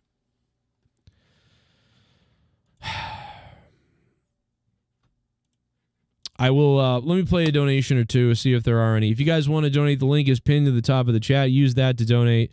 What did you think about what Goldberg said? What do you think about the Goldberg situation? Going to play some clips from Goldberg, play some other stuff as well, and we'll get into that also. So there's plenty of stuff to get into. It's July 15th. Every single, dono you drop matters. Feel free to do it. $5, $10, $55 Elon Musk Nazi fund donation. You'll love it. It's all available. We've got all kinds of news to get into, clips and shit. We're going to try to run through whatever I can. I'm ready to go, and we're trying to get things going here. So if you want to say something, just use Streamlabs, pin to the top to say something, or move a topic or whatever. Just make sure you say something you want to say when you do it. Let's go to the... I'm going to play the Goldberg clip in a second, but let's play whatever we've got in the tank for a minute. Hey, Bullfrog is a moron. Scissor me, Joe! Do you think Bill Goldberg is attractive? Even though I'm attracted to men like that, I always end up with men that look like Luke. The sexiest guy I was ever with turned out to be straight. Ooh. Reminded me of Garguts. but in shape and less brown. Well, you can wait forever for Garguts, but, he'll just wait for you to fall asleep, if you know what I mean. Thank you, E-Man, for the $3.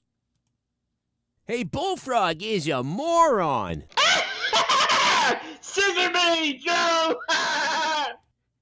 DJ Glaze. Oh yeah, I wanna pop a load in his mouth. Oh yeah, I wanna play with DJ Glaze. Toad like a pole, give him a mole like bullfrog, like STDs and HIV and AIDS and higher are made to film us make love as a dove swims past as Glaze lets out a fart. Wow.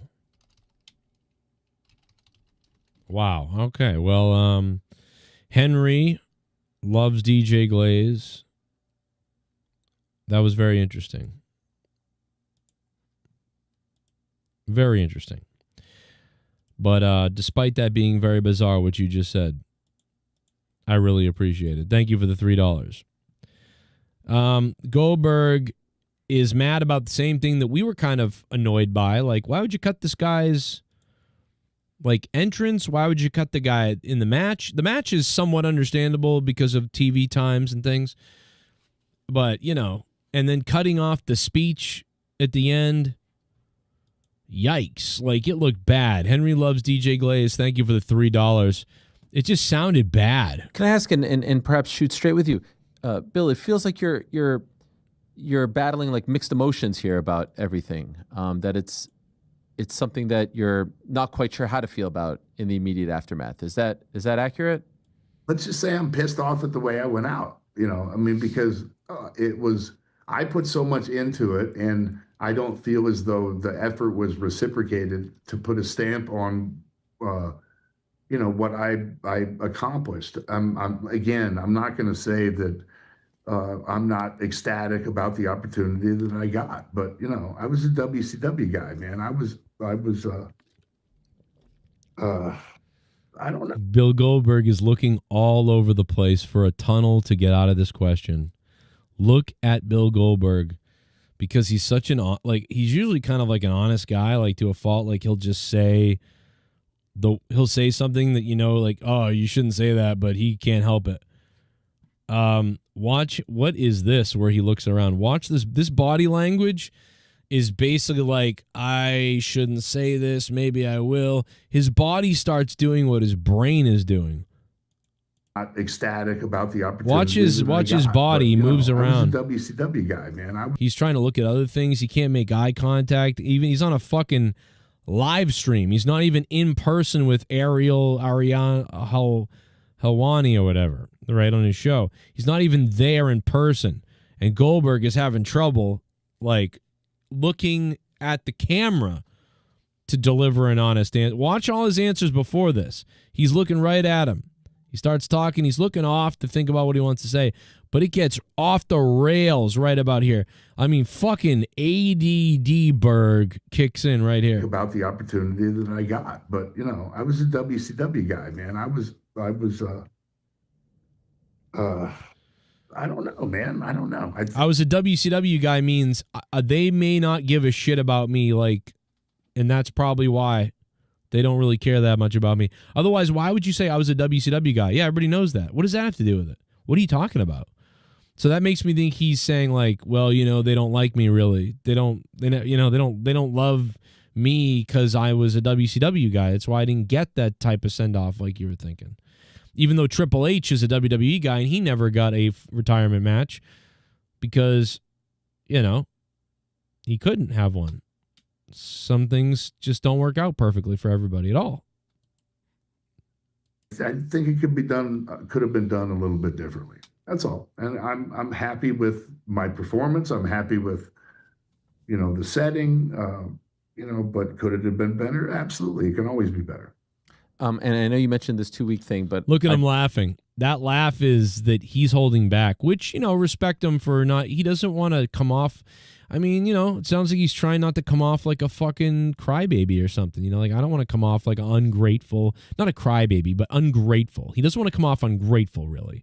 He just wants to be humble and be like, yeah, I had my match. Yeah, it was great. But he's being asked to answer honestly. So he's trying to, but he's trying not to be ungrateful, really. but he's also trying to be honest. So here he holds back and he kind of laughs because he, off the camera, he would be like, I thought it was fucking ridiculous what they did to me. He's like, it was great on many ways, but on many ways it was kind of pissed off, and he would tell you more if the cameras maybe were off, right? Which I get that. We all get that. I bet Bret Hart isn't happy the way his shit ended. Be better. Hey, Bullfrog is a moron. Oh, shit, here we go. Scissor me, Joe! It's just, there's about 100. Well, there's about 100 things. I mean, I did 3 interviews beforehand. Ariel, I did 3, right? In 6 months. It's just, they cut me off 30 seconds into my speech, bro. You don't do that. But, it's all good. It's all good. Do you think that was their call or the network's call? I think it doesn't matter because it's live television and you can plan for it. Mm-hmm. That's all. My question is, though, isn't the match supposed to be planned for so that they... You know what I mean? Like, there was one point where, like, at the end, where Gunther put him in the sleeper hold thing. And,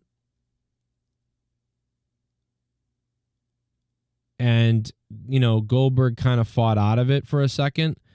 And you could see Gunther and even the referee and Gunther were, like, whispering things to Goldberg, almost like to be like, we got to go now. We got to get out. We got to have the match end. And you remember how quickly the referee rang the bell? Like, as soon as Goldberg laid down and his arm went limp, the referee didn't even pick it up once. He just looked at it and, like, touched it and was like, oh, it's over. And he ran to call it over because they were running out of time, right? So is there a miscommunication where Goldberg didn't know how much time they had? Where, did anybody ever say to Goldberg behind the scenes, hey, Bill, just remember when you go out there, you guys are only going to have 16 minutes, entrances and everything, or it was 20 minutes or something. So, you're going to have to you're going to have to get to this point quickly in order for the match to end, and then you to do your speech afterwards so we don't get taken off the air.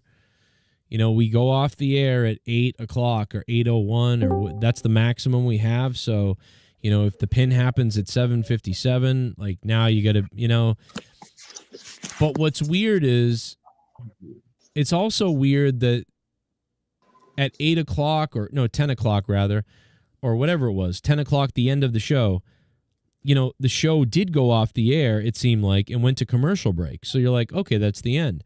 But then they bizarrely came back from a commercial break for like another, I don't know, like 20 seconds or something.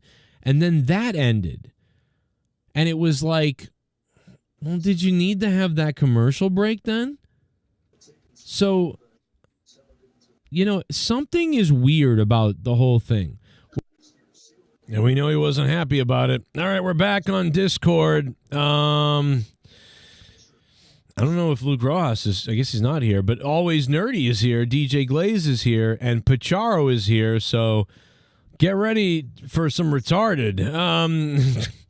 What's up, guys? What's up, Joe? What's going on, Joe? Let's get retarded, man. Hey, let's get up there, climb a flagpole, and put something in my butt sack. Dude, DJ Glaze, I was just telling him he's fucking like retard, man. But no, seriously, I like you, DJ. Oh, well, I'm glad you're here, Always Nerdy. You hear that, DJ? He likes you. Oh, Nerdy likes you. Yeah. I know. I'm happy. I'm happy he likes me. He's black. Do you know that? Oh, Yeah, never mind. I changed it. Oh. I've been talking to this girl, Joe. I wanted to tell you, I've been talking to this girl, and wow, she's black. I'm sorry, Luke. It's not gonna work. You sound nothing like Nerdy. No, dude, I'm nerdy, bro. Like, listen, bro. I raped a black girl. Oh my, come on! What the fuck? Nerdy. The thing is, bro, I told her, I was like, dude, I like your hair. Can I like touch it? And then I started like playing with her hair, putting it in my mouth, and she got annoyed about it. And I was like, dude, it's fake. Get over it, cunt. And then I banged her across the fucking head with my fucking schnoz. I don't know. I gave up on it. You know, but I was tell it's Luke's I was saying connection some too. funnier stuff earlier. I was saying some funnier stuff earlier to DJ Glaze, but he's a mastermind. He always finds me out. I don't know. I just want to do this every show and not do anything funny anymore. Jesus. Not anything funny or creative. I just want to call in as a retard and ruin the show.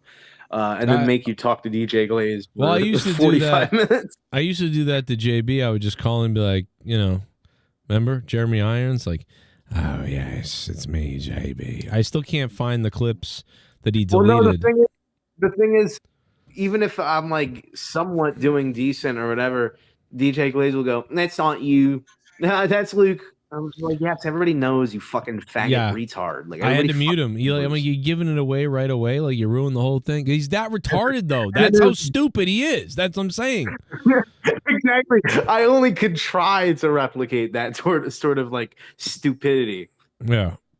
But my impression of nerdy is basically surfer dude who just goes, "Nah, dude, but no, seriously, man, how you doing, man?"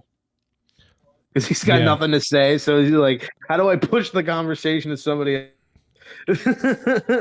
I don't know if you were listening to this, but we had some pretty fun with Goldberg clips. I don't know if you heard any of those Goldberg clips, but I'd probably not. But one of the clips, I swear to God to you, is Goldberg saying, that match, I actually, at a couple of times in that match, I actually enjoyed it. And I never usually enjoy a match.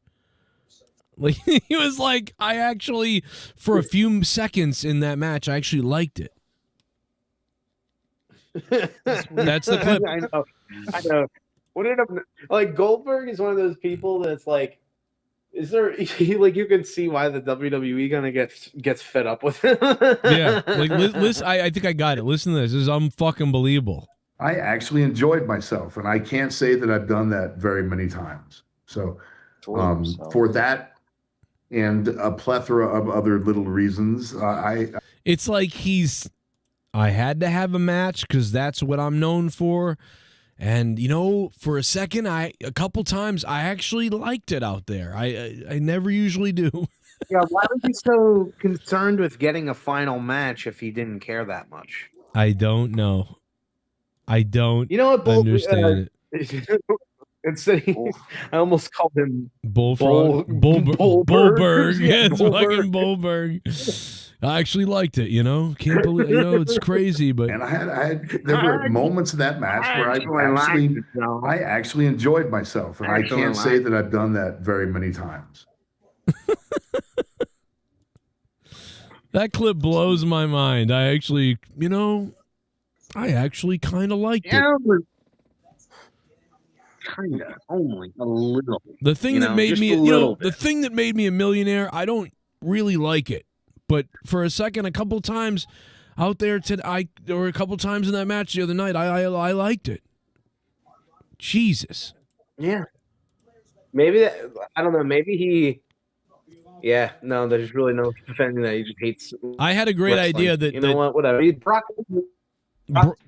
Bret Hart should have came out from under the ring with a fucking steel pipe and waffled him, and then he's confused, like, what's going on? And they just ring the bell and say that, it's a DQ now, and Goldberg wins by DQ in his retirement match. And it's the retirement Screwjob by Triple H. Yeah, I gave the match. I let you win. How about that, Goldberg? How do you like that steel pipe? You son of a bitch. And also, you're a dumb Jew. How about that? You Jew? Oh, my God. Bret the Hitman Hart is saying slurs at Goldberg now. You're like, you American piece of shit. Like, unbelievable. And Bret, and you just don't even tell Bret. You don't even tell Bret about this. I mean, you don't tell Goldberg about this. So Goldberg's like, what the fuck is going on? And he's looking around confused, like, he doesn't even know what's going on. Oh, my God! Leonard Kitty Kisser. My name is Kane, and I'm donating. Jesus. Oh, what a joy. DJ, Joey, and Lukey are here chatting with Merry and Glee. Fantastic. Can I have DJ's address? I have a cute photo I'd like to send him. I took it at the pediatrician's office when it was really, really hot outside. Jesus Christ. That's, I'm going to throw Wait, up. Joe, can you do, oh yeah, that was kind of disgusting. I don't, that was No, really it's okay. gross. Let's But just can you both- do your Bret Hart correction? What should I say? Nah, just do whatever. Do whatever? Yeah, just say whatever. Well, I should have been in the Goldberg retirement match since he ended my career. Oh, I that's should have been Joe, there in that's- his. That's Joe. That's Joe. That's Joe. You're not fooling me, Joe. You're not Bret Hart. Bret Hart should have kicked him in the face. What was that, Pajaro? Bret Hart should have super kicked Goldberg. Bret Hart couldn't super kick Goldberg. He would break his fucking hip doing that. That's what Goldberg did to him. So he Yeah, but I'm telling you that he physically cannot do a super kick. Have you seen Bret Hart enter a ring recently? Look, sacrificing No, is you should super kick Goldberg. You know, Pacharo, do you ever have anything to add to a conversation? Bret Hart knows how to use his legs. Bret Hart Shut up. can't use his Shut legs. up. He knows how. He does- can't, though. He's fucking old. He's walking though. He's got not like really 70 walking, years. you stupid fuck. He can barely walk. Can you throw yourself into like the fucking vat that makes like the donuts at Dunkin' Donuts? You He had stupid a match- shithead. He had a match with Vince. He was able to do that. Can you put your head what in the year was Colada that? grinder? What year was that, 2010. Pacharo? What year did he have the match with Vince? The guy tackled him and he got up fine. He got tackled. He can't lift his leg, you stupid bastard. You're really dumb. No. No. Bret Hart. No. Jesus Christ, you dumb cunt. No. You stupid dumb cunt. I'm not a woman. You don't call a man a cunt. Oh yes, you are. You're a cunt. I'm a dick, not a cunt. No, you're a loser. A loser. I'm a Jew. I have money though. Where's your money? You're a Jew. You have to beg for money. you piece of I'm a shit. Jew have money. You would be a Jew. Why don't you go kill some kids in Gaza? You fucking genocidal Hitler. I'll kill the Germans that killed us. Yeah, they are you. Listen. What else? I thought you were Hispanic. I Hispanic. I didn't know Hispanic Jew. could be Jew. Or Hispanic Jew. That makes sense. That's like that's like a fucking... You know they won't accept you, right? Who won't accept me? Nobody's gonna accept you. So they would. I was accepted. To They'd live see in this you as world. imperfect, you little fag. Oh my god. We're being mean to you for no reason. Pacharo, we're looking for anything, like desperately grabbing at anything. So we're sorry for being mean to you. But you are stupid. grabbing at it. That's a lie. You know, I'm gonna call you Owen. Owen. Bill Goldberg should suck my dick. No, Bret Hart should have Oh. super kicked him. I'm desperately trying to find this video of Bret Hart at this indie event from a few weeks ago where he can't lift his leg to get through the middle rope almost. Trying to Like find it. Pacharo, even if he wanted to, even if he was willing to risk his body, he literally can't lift it. It's too much. He's like 70 years old. He could have had someone grab his leg. No, he and just can't. do it. He could have had someone grab his leg. can't. Somebody could have grabbed his Pacharo. leg. Pacharo, he's 70 years old. He could have You're orange Cassidy. stupid. He could have orange You're Cassidy him. stupid. You don't get to have an opinion. He could have been Orange Cassidy and just kicked him there. Don't. You literally gave up your right to vote from saying this. I didn't vote for anybody. Yeah, I can tell they weren't allowed. Why don't you put I just didn't want. you should put one of those small hats on your head and then put a dreidel in your ass. You ever think about doing that? It's called a yarmulke. You know what? I want you to And then spin yourself on the floor. I want you to break open a piñata full of fucking yarmulkes. How about that? What am I gonna do with the yarmulkes? Shove them up your ass when they Dude, fall. no, out. yarmulkes are like the only... Oh, you said it's toys paper. Yarmulkes and dreidels. Yarmulkes and dreidels are the only... Only what? You broke up. Yama. Oh man. You can't even talk. I Right? said, Pick your speaker. Jews know how to get better speakers than you. Yeah, you broke up. Nobody heard anything, Luke. It must be those New Jersey floods are going on. Don't forget about Something like that. Texas, Can you hear me North now? Carolina. Yeah, I can. I can hear you. Yeah. Well, nobody cares about those states. That's the thing. Nobody cares. And We had a lot of floods over here, Right. that were happening. Oh, you're still breaking up. You're not Charlotte Flair. You can talk. wouldn't it be great? Oh my God. It'd be great if a flood takes away. God damn it! Really, is it that bad? Yeah, it's bad. Yeah. It's crazy. This only happens to Luke a lot. I'm telling you, Jersey is a shithole state. No. I'm telling you, this is what it is. The smokestack state. It's got to be the worst. It's got to be the worst. No idea. Why do they want to know about? Yes, you do. Sound better now. Well, New York's getting bad. It's my room. Shut up, DJ. It's because my room has bad reception. That's all. Are you on a phone? I'm like, you on a phone? Yeah. Just disconnect your Wi-Fi and then you'll be on the cellular only. That's what I just did. Oh, there you go. Yeah. Yeah, I got to do that in my backyard. Even then, my bars are low. No, really? You got like fucking, what's it called in the walls? Like lead in the walls? No, I guess so. Yeah, it's just a shitty little fucking area in my house. That's the worst, dude. There are places, there's places where like you go where we get bad reception. So it's like, imagine that, dude. You have the worst case scenario. You're the furthest from the router, and then on top of that, you're in the bad reception room too. That's the worst. You know what? Yeah. Get one of those extenders. And that's where I play my games. Well, I did. Oh. No, I did, but mine is disconnected right now because I have to use the plug that you plug into it as a charger for right now because I'm broke. I can't even get. I'm trying to fucking find some way to get $10, and I'm offering blowjobs. All right. Oh, well, we can get you that. Well, listen. Let me tell you something. I know that I'm up against it, and I need to make $800 like tonight, but I can get you $10. I'll send you $10. I'll send you $20 because we made some money the other night. But I'll send you $20. You'll be able to get it. But someone out there, you got to donate that $55 Elon Musk Nazi donation. We are looking for a $55 Elon Musk Nazi donation tonight. If you can bring that on, that'd be nice. Haven't seen that dono in a while. It's $55 Elon Musk Nazi donation. Feel free to drop that or something else. I don't know. Here's the donation link in the chat.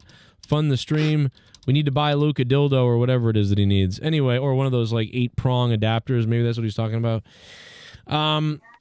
Yeah, so Pacharo, what do you think about all Goldberg's retirement bitching that we played earlier? Are you into this at all, or fellow Jew? I don't care about Goldberg. Fuck him for killing the Fiend. For killing the what? Killing the Fiend. Oh, he killed the Fiend? His decision, though. It really wasn't his decision. I couldn't believe he picked up Gunther.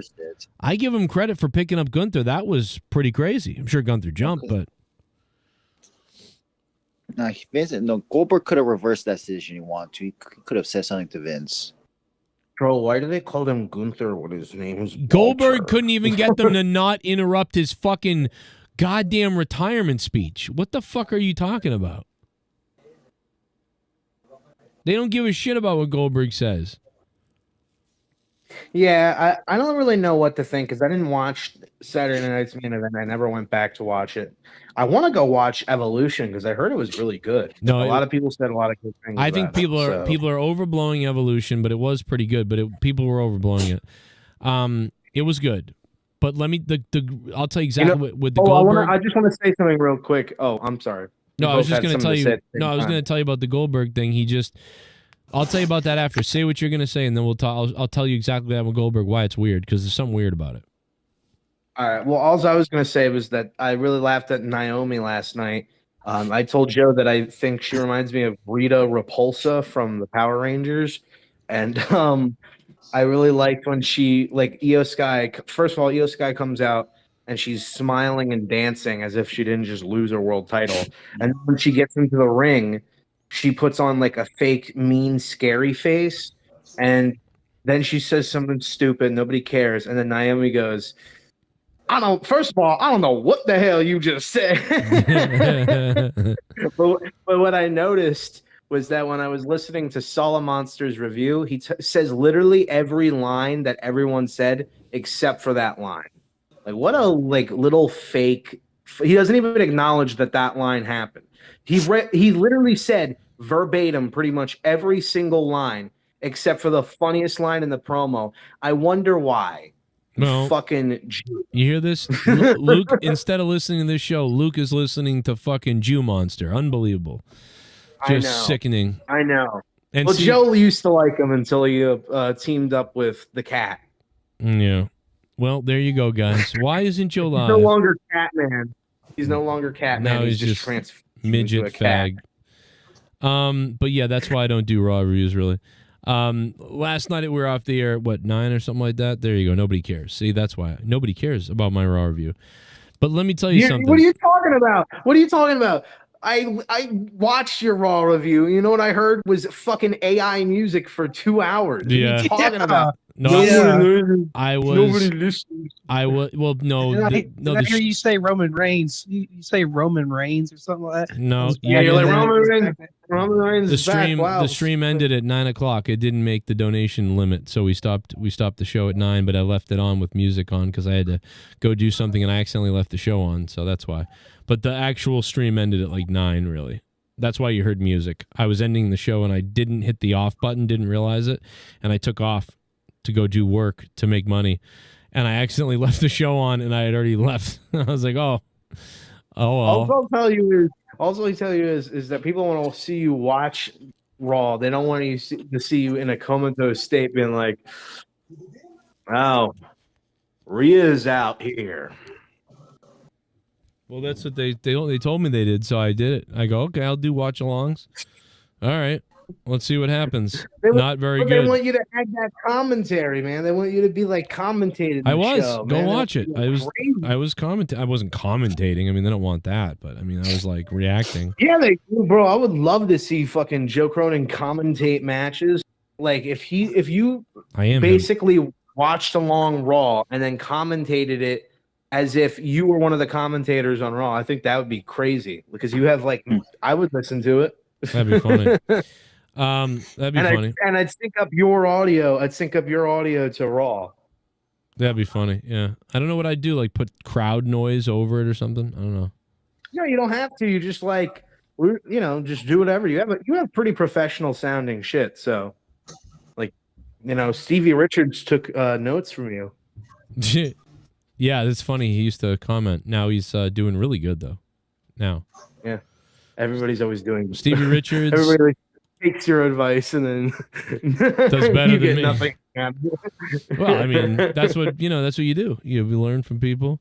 This guy named Joe, he told me what to do, how to make my own damn podcast. Fucking idiot. Now I make more money on my show than he ever did. Fucking retard. Oh, I don't know. I don't think Road Dogg makes anything. His show sucks. Have you looked at his fucking shit? He's got 3 retards running guys, I got hired again. I'm running SmackDown. I can't do this anymore. Here, just keep the show going until I get fired. And they're doing these little streams. It's 18 viewers when they go live and stuff. Because Road Dogg's not in it anymore. Yeah, it's just 3, jumble fucks. Well, yeah, but Road Dogg, when he's on the show, probably gets a lot of views. I mean, I'm not expecting anything crazy. 30,000 maybe. I don't know. But that not fucking 30,000 live viewers, but 30,000. That fucking noise has got to stop. I'm gonna kill whoever that is. Probably Pacharo. It's Pacharo. It's always Pacharo. Dude, you want to hear how? Unfortunately for Road Dogg, it's so bad that he was on Chris Van Vliet a little while ago. He did an interview with Chris Van Vliet 4 months ago. It got 190,000 views. Road Dogg.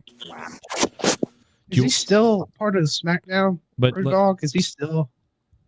Yeah, he's running SmackDown. He's a head writer on SmackDown. I mean, is he Is he still? still? Is he still on? Is he still a wrestler, Joe? Joe, my not a dick's wrestler. broken. That's DJ Pacharo. There's only one Pacharo in the world. You want to know how fucked up that is? That Road Dogg, you know, got 196,000 views with Chris Van Fish Fillet. He had the other day some weird dude on, I guess, and that's like at 300,000. That's crazy. Wow. But hey, it's not bad, you know. Could I? Well, maybe it just wasn't promoted well, you know. I wish. Yeah, maybe not. But Paige was on there. You know what? Paige got 190,000 too. So maybe that's just how many he gets.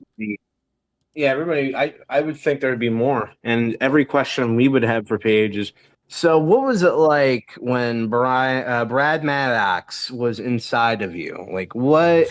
Like were you surprised he was that big for a white man? Maddox rhymes with Mad Cox.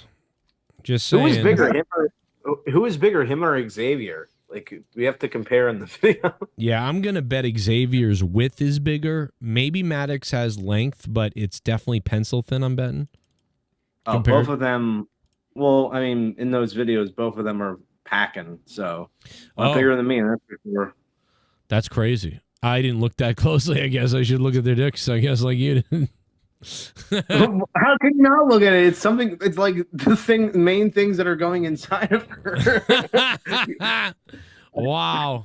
Wait a second. You never saw any of these videos? No, I saw them, but I don't. I guess I put it out of my mind. I mean, I remember Seth's dong. I was talking about yesterday, looking at it actually.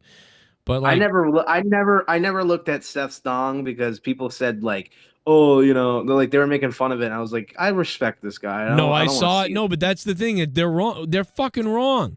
Whoever said this about Seth is like, what are they talking about?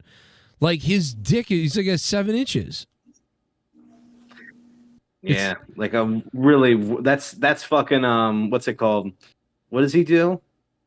CrossFit. That's a CrossFit penis, bro. Like I doubt that he was gonna have anything small, but I mean, like people, I just didn't want to see it either. Like I don't need to always think about Seth Rollins and his massive cock. Yeah, you but know? yeah, you know about Xavier's and Brad Maddox's, so I'm just saying, like it's funny. I know what his looks like. I don't know what theirs looks like anymore. Really, I can't. So did you actually watch that video? I did. Why? We watched it on the stream, you fuck. We were playing it and like covering up the naughty liar, parts. Pacharo goes, why? As if he's yeah. Oh, look, a video is. Hey, a video with Paige getting ramrodded is out. Oh, why would you watch that? What are you talking about? How long ago was that? I don't know. 9 years ago now? Yeah, 8. Give me a link. Just go. Just look it up. Loser. I don't know what the title's called. Just look it up. You fucking loser. It's 9 years ago. How am I gonna find 9 years ago video? Look at the sex tape. You ever think about shooting yourself?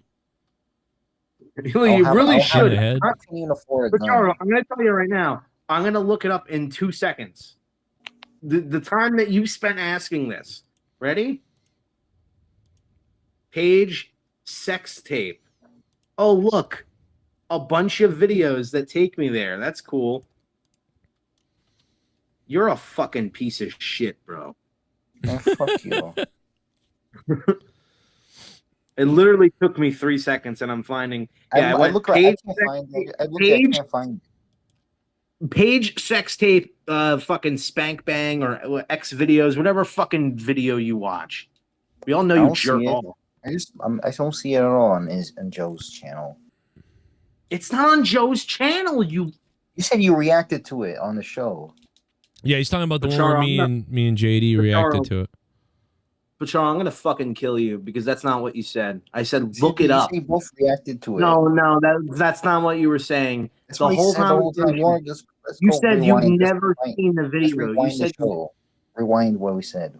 Yeah, I bet we'll rewind it and it will literally make no sense. You at the end of whatever conversation we were having remembered Shut up for a suddenly. second, let me You're a speak. fucking loser. Yeah, You're I a give fucking loser. I give you permission No, to I don't speak. like you.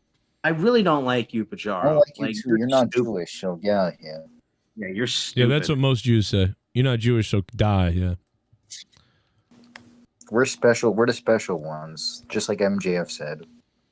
Yep. You're the special needs ones. Yep. We're the chosen people. Yeah, and you you're can't even not. get it right. It's the chosen people, bro. You're the chosen people. Of all the At least people, we're you're the still chosen. special. Smelly, cheap, scumbag, big nose fuckbags like you are the chosen people. That makes sense. Go kill Jesus again, you faggot. Jesus Yeah, Jewish he didn't too. do that. Or was he? You'd kill your mother for Well, he is $1. Jewish. We killed our own guy. I hate religion. How about that? Christians ain't good too. You guys did bad things. I'm not a Christian. What are you? I don't like religion.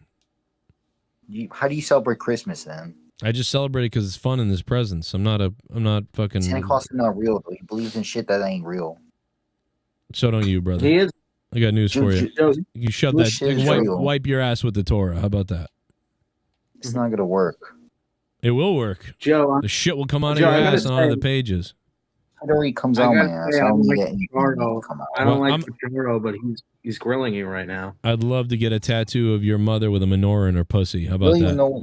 You can't even find a picture. Your wife ain't gonna like that. My wife? Man, you're so She'd be like, stupid. she'd You're be like, so who's this stupid. You girl don't and believe who's this tattoo of a girl? I want to know who she is. You My don't believe in religion, but you believe in Superman. Like, what the fuck? I don't want. What I is hate that? Superman, by the way. You believe in raping people. Wait, did you say you I hate haven't had Superman? sex, so Wait, you said you hate Superman? yeah, fuck him. Like the movie or just as a character? Just a character. Wow. He's too How overpowered. un-American. Nobody can kill him. He's literally John Cena. That's why Leah can't doesn't put like him- Superman. You can put Is that anybody you over. have like you realize that you have like simpleton basic fucking Reddit takes that like anybody could pull like pick apart in like 2 seconds, like anybody at all. Like you are so dumb. Man, he's like invulnerable. He's like John Cena. What about all the times that Superman lost in the comics? No, he's like invulnerable. Like back to life. you're a It comes back to loser. life. You can't stay dead. Yeah, it's like Batman, but I guess Batman never lost either. That man's lost plenty of times. Shut the fuck up. Like seriously. No, we're not laughing with you, DJ. I hope you know that. We're not laughing with so don't laugh with us and be like, I get it, girl. No. You're not in on it. He laughed again? The fucking retard. Oh my god. I hate myself. You know what I hate is disingenuine fucking YouTube comments. I've already said this before, but this really pisses me off. So there's this video of like this Jonah Hill movie where like the joke is someone asks him like, what does the business stand for? Like that your business stand for? He's like, it doesn't have to stand for shit. Like IBM, that doesn't stand for anything. He's well, actually, it stands for International Business Machine. And he's like, get the fuck out of here. Get the fuck out. And he fires them. But some fucking loser's like, actual sales manager here, I would fire that guy also. You cannot sell with that attitude. Shut the fuck up. No, you wouldn't. It's the liars. Like, I don't get it. So what? So you could get 6 likes? The actual sales. You're not an actual sales manager, first of all. And no, you wouldn't fire anybody off of that. Hate comments like this. If you leave a comment like that, you should hang yourself immediately after. Like, as you're done, like, sending it, you jump off whatever chair you're fucking hanging from or whatever the fuck. I just cannot stand this. Like, like these types of comments really fucking piss me off and, like, get under my skin. Well, now I know the ones I'm going to leave on my burner accounts on your channel. Oh, no. Just trying to rage fucking Luke Ross. Get him make another video. Oh, my God. That would be funny. Oh, like, my God. Let me find another one. Fucking. There was another really stupid one that I was getting annoyed at. Stupid man. That's what Leah calls it. Have fun seeing stupid man. You know what's actually funny? Everybody else in this comment section is shitting on it and being like, "This is stupid. Jonah Hill is overrated and dumb. Jonah Hill was better when he was fat." I'm confused. This is a real comment that, like, I thought it was like a joke in a movie. I didn't know it was something he really said. No, he said it in a movie. But like, because I thought I heard it in the movie too. Like I remember that movie. I feel like. Yeah, I think it was War Dogs, something like that. Yes, Yeah, War Dogs. It was like right before he started doing Scorsese films and thought he was like, I don't know, like I've heard he's an asshole. He seems like an asshole, to be honest. I mean, from a very young age, like a lot of money and made it big, and he's a small hattie, and a lot of other things. Joe, So, yes. Oh my God, Joe. Uh-huh. Wait a second. This is. So, do you know that Always Nerdy fucking logo that I just used for the fake call? Uh-huh. So, I go on, I'm scrolling down on my YouTube, and then I see that exact logo pop up for a video game channel that apparently is like an actual thing, and it has over 100,000 subscribers. Nerdy stole his logo from like a loser video game channel. He stole his fucking name, bro. Like this video that I'm seeing literally has 3.4 million views. Oh my God. Nerdy, you're a fucking loser. I'm gonna make my username Red Letter Media. Like exactly, yeah. You might as well, yeah. What isn't it his full name? It's Always Nerdy. Yeah, it's Like, always isn't that nerdy. It's always nerdy. That's how he had to clear because he knew he was stealing the name. Yeah, he's a scumbag. What a fucktard. And Joe probably is gonna call him a small hat because that's his new like little phrase. That's his new thing is anti-Semitism. This is this new thing I'm trying out. Do you remember Norm when he got in and he said something about retarded, and then when he's apologizing about it, he's like, no, you would have to have Down syndrome not to understand why that. And he's like, that's my new thing. That's my new thing is Down syndrome. That's my new word. Are you saying this Norm Macdonald said this? Yeah. That's my new thing, Down syndrome. Next it's gonna be lesbians. But like in the video, he's like, I think he was on Howard Stern apologizing about it. He's like, no, it's terrible. No, it's I think he's talking about Me Too or something, and he's like, no, yeah. You'd have to be someone with Down syndrome. That's the new word. Like, and then he goes, you can't say that. And then he goes, but Me Too is what you'd want for your daughters. Like this fake sincerity. Like obviously he doesn't care whatsoever. But he's putting on like the solemn face, and he does the Michael Cole sad commentary. Like I don't know what's going on here, guys. Hopefully he's okay. I miss Norm. Almost said Solomon again. So is Raw bored me to death last night, and unfortunately, I'm going to tell you what really happened in me, because even though I was off we didn't make enough money to continue reviewing, I went and did stuff, but I still had the show on my phone. Like I was listening to Raw on my phone while I was doing things, and unfortunately, I turned off Raw at some point because I was like, all right, I can't take it anymore. And I didn't see Roman come back. I wouldn't have seen any of this stuff happen if I was a regular viewer, because they bored me to death so much that I didn't realize Punk is in the main event, and I didn't whatever the fuck, and I missed all of it. I'm curious to know how many people did that. I honestly skimmed through the show, and there was nothing that happened from like the opening promo all the way until the gauntlet match. And then the gauntlet match, I thought I didn't really like it that much because one, LA Knight just beat Seth Rollins. Yeah, it's because of an injury, whatever. He just beat Seth Rollins, and then he gets beat immediately. You know, and like, yeah, he had like a decent showing, but he lost to Braun Breaker, who had already wrestled a match. Like, to me, that whole gauntlet thing was just stupid. Like, you know, like at least Jay Menace, at least Jay Uso, at least Jay Uso, Bronson Reed got involved, and the same with who else was in the match? I couldn't even remember. Who was the other person in the match? Not CM Punk. No, not Penta. I'm trying to remember. There was. Oh no, wait, yeah, it was just CM Punk. It was Jay Uso and CM Punk. At least Bronson Reed came out for them, but like LA Knight just gets beat clean. Like, what the fuck are you doing with this guy? I don't get it. It's always stop and start with him. Like, they never like, oh, you're getting something with him. You're getting something that.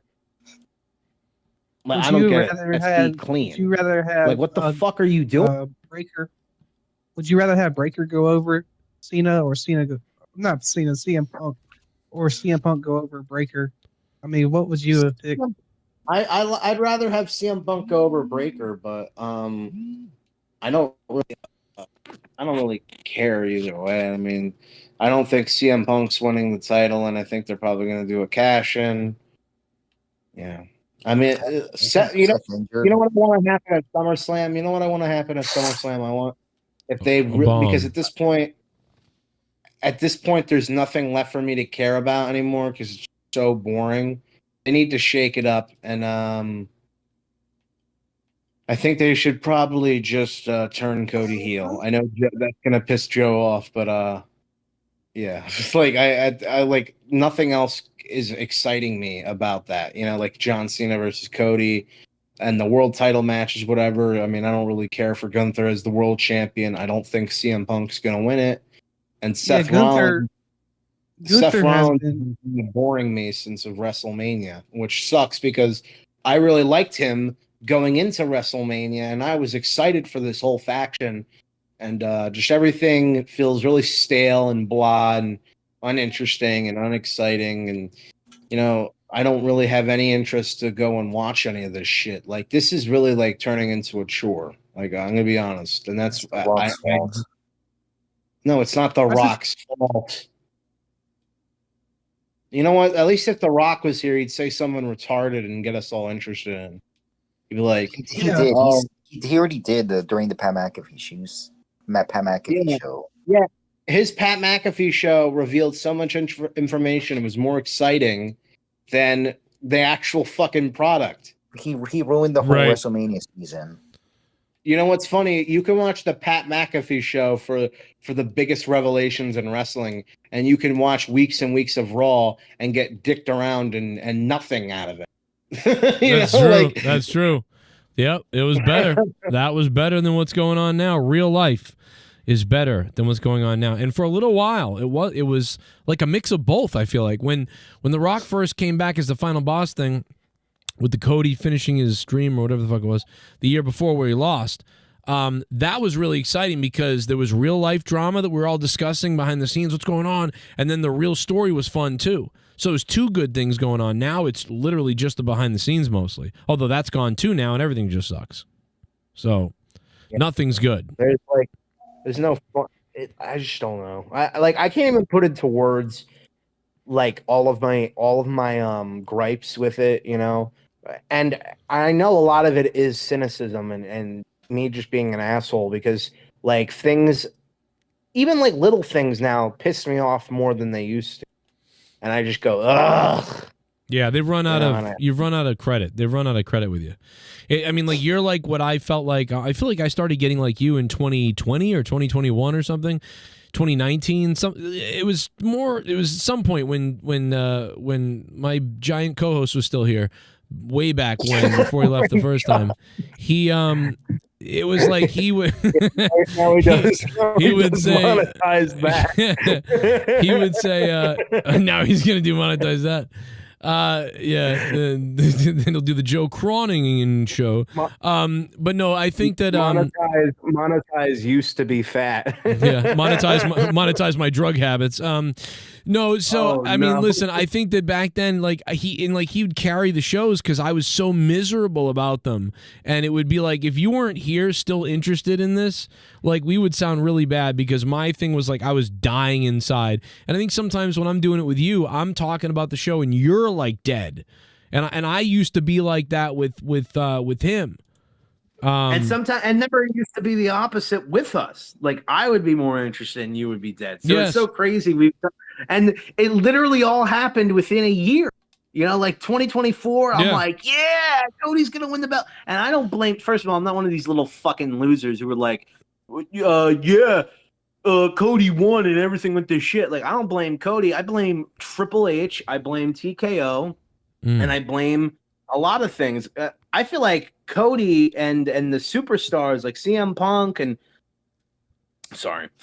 Roman Reigns and all these people like John Cena, even like I think they're all being held back. Like they're not at the highest potential they could be at right now because it's just like the writing is mediocre and the direction is poor and it's kind of aimless. Like everybody just seems to be like going off to do. You know what it reminds me of?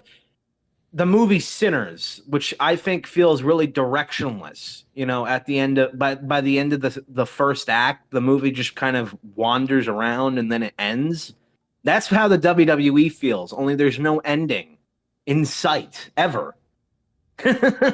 So and also I think something, you know, you got tired of it in 2019, 2020. I feel like for me, I was still hopeful back then because I think wrestling used to be a little bit better back then. Now it just all feels blah. But also there was like, oh well, once Vince is out of the company, once Vince is out, things are gonna get really good. And there was that hope of like it's gonna get better. It's gonna get really better. I just gotta stick with it. And now Vince is gone, and it got better, and then it just kind of has gone back to getting worse and worse and worse and worse. And to me, it almost feels like there's just no more hope for the WWE. It's never going to get to the heights that I want it to get to, or even close to them. Yeah. And it's just like it's depressing because you just know like there is no point in continuing this as a fan, the way I want to be a fan, the way I used to be a fan, or what I want to be a fan of. You know, I don't want to be a fan of boring TV show. Because why? Because I used to watch a good one, you know? Yeah. And even then, the show that I watched that was good was on DVDs, you know? So, like when I was a kid, I thought everything was great. And then rewatching, like, the stuff that I was growing up with, like 2010, 2011, you know? Like, these were not good years of television, you know? Yeah. So, yeah. After 08, it went really bad for me. Like 08 to, like, Jesus, I don't know, 13, it was... At least 08 had the Chris Jericho heel run where he was like in the suit. I liked that. You know, Shawn Michaels, his wife getting punched, the Undertaker Edge stuff I thought was really good. Like 2008, you're right. 2008 feels like the gateway year from like ruthless aggression era to full PG shit. No, 2009 is what started it. Well, I honestly, it started in 07 when they went PG, but in 08 it got worse. It didn't go PG in 2007. It went PG in 2008. Oh, well then, yeah, it really was a. But DX came back in 07, and they kind of PG DX. So I was 6. I think 06. What? Oh yeah, it was 06. Everything Joe says, like, no, you got it wrong. Yeah. Stupid. Well, 06 was, well, I mean, I feel like 07 was like when they started launching all the merch and everything really started going. But you're right, because DX came together just after WrestleMania 22. So, yeah. Yeah, that's when they were doing that's when they were still doing like the weird kiss my ass gimmick. And it's like, why couldn't you just do that with a female? You know, like, I would be enjoying this a lot more with some old man's ass. And then they actually made Shawn Michaels like put his mouth on Vince's ass. It just like so gross. Like it's so disgusting. Like I remember seeing a photo of that like in a match. But that turned me on. I gotta be like, why you? It turned you on? Well, you were a little kid. You know, it was different. I was like 20 something, so I was like aroused. But you were a kid. Obviously, it didn't turn you on. But yeah, I was. I mean, aroused, WWE definitely probably has something to do with the multiple fetishes that I have. You know what it was? I remember there being, it was like some sort of match with like LeCool or something. Michelle McCool was in it. She was really hot, and I forget what happened. Forget exactly what happened in the match, but I remember having like such. Like, I had to go to the bathroom like 10 times and I didn't know what it was. Why do I keep having to go to the bathroom? And it was really weird.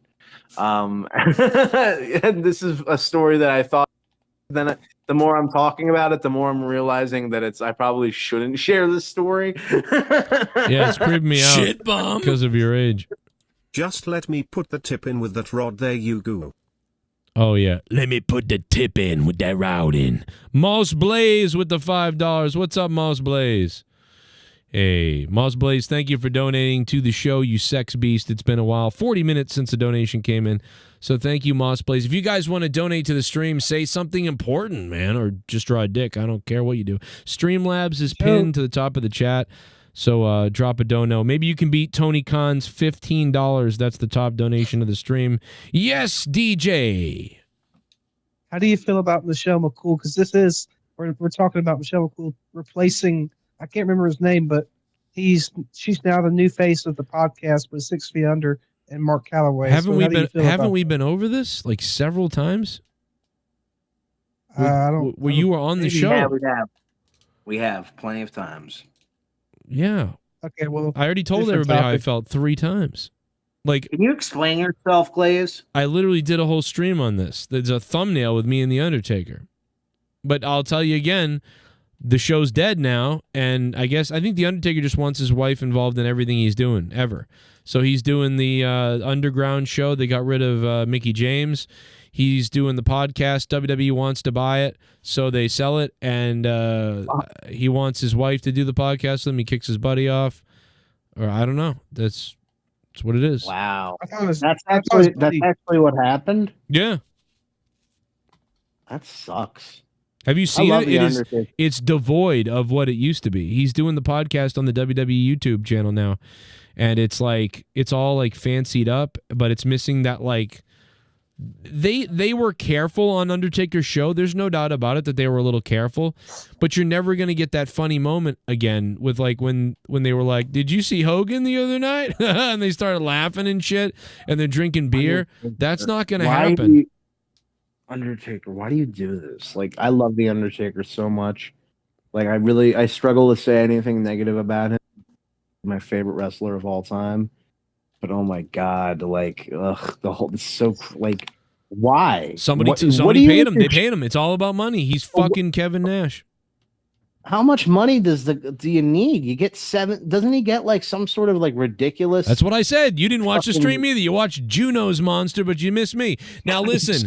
So I did this whole thing. I said this guy's making like a $50 million contract with the WWE, and what he now needs another piece of it. And we did the math, right? The math was, I don't know what the math was, to be honest. Actually, it's something like his podcast is making fucking, I don't know, $150,000, $300,000 a year on YouTube, probably total, and maybe 100. Now he makes like a. Now he makes like $1 million. We'll give you $1 million to do it on the YouTube channel or on the network or whatever it is. So there you go. That's what happened. My favorite. And he doesn't have the same chemistry. Kiss My Arse Club that Vince had. He dropped his pants in live TV. Of course, I remember the Kiss My Ass Club. He did drop his pants. Hollywood Guy. Thank you for the $5. That was the time that he was going to join the Kiss My Ass Club, but you think he's going to kiss Trish Stratus's ass, but instead he kisses Rikishi's. There's a lot of ass stuff. And you know what? All those guys back then were like macho and stuff like that. And like, fucking probably big homophobes, but they all like willingly like shoved their face into another man's ass. So right. I don't know what that says about the locker room back. Well, I back think then. some of the homophobes are homos. These guys nowadays are soft. All right, these guys are fucking gay. Back then, I used to shove my head in Samoan's ass. I also used to butt pump. I used to butt pump hump people before I slammed them down on the mat. I don't like this gay ass wrestling nowadays. Back in my day, an old man would pull his pants down and you'd kiss his cheeks. All right, there was nothing gay about that. I'll tell you, man, they call me Road Dog. I put my Road Hog in one of my opponents. How about that when he used to do the pump handle slam and he used to just thrust hump them in the ass like it was, Vince loved that. Vince was probably like, watch this. Well, Vince also shit on people. There's a lot of ass stuff coming from the rectum. Yeah, well, the whole thing was that Vince, it was a whole, like, I could get people to do this, like, to degrade themselves. Well, I think Michelle, by the way, I think Michelle and Undertaker do have good chemistry. It's just not the same show because it's Undertaker and Michelle. I mean, why didn't they leave the Undertaker's podcast the way it was, but then do Undertaker and Michelle or McCool? Maybe that guy said too many things, like it's too many. Like, I don't know. Yeah, we don't really like, he hasn't been vetted yet, right, or something like. What's your favorite WWE podcast? I got one. My favorite's the Cody. What do you want to talk about? Well, we know which one Luke's is. But no, I don't have one anymore. I used to. I can tell you everybody I liked. Back in the day I liked Colt Cabana's. I liked Jim Cornette for a long time. I don't really enjoy him as much anymore. But I used to love Colt Cabana, Jim Cornette. I love Stone Cold when he first had his podcast. That was so good when Austin first just launched his own thing. When everybody had their little podcast on what's his face's channel or whatever it was, like what was that podcast network? It was Kurt Bauer was on there. It was like his thing it was where Conrad started and all those guys. Whatever that was, I think it's gone now. I think they all got in a fight with these people. I think they found out they were getting robbed basically.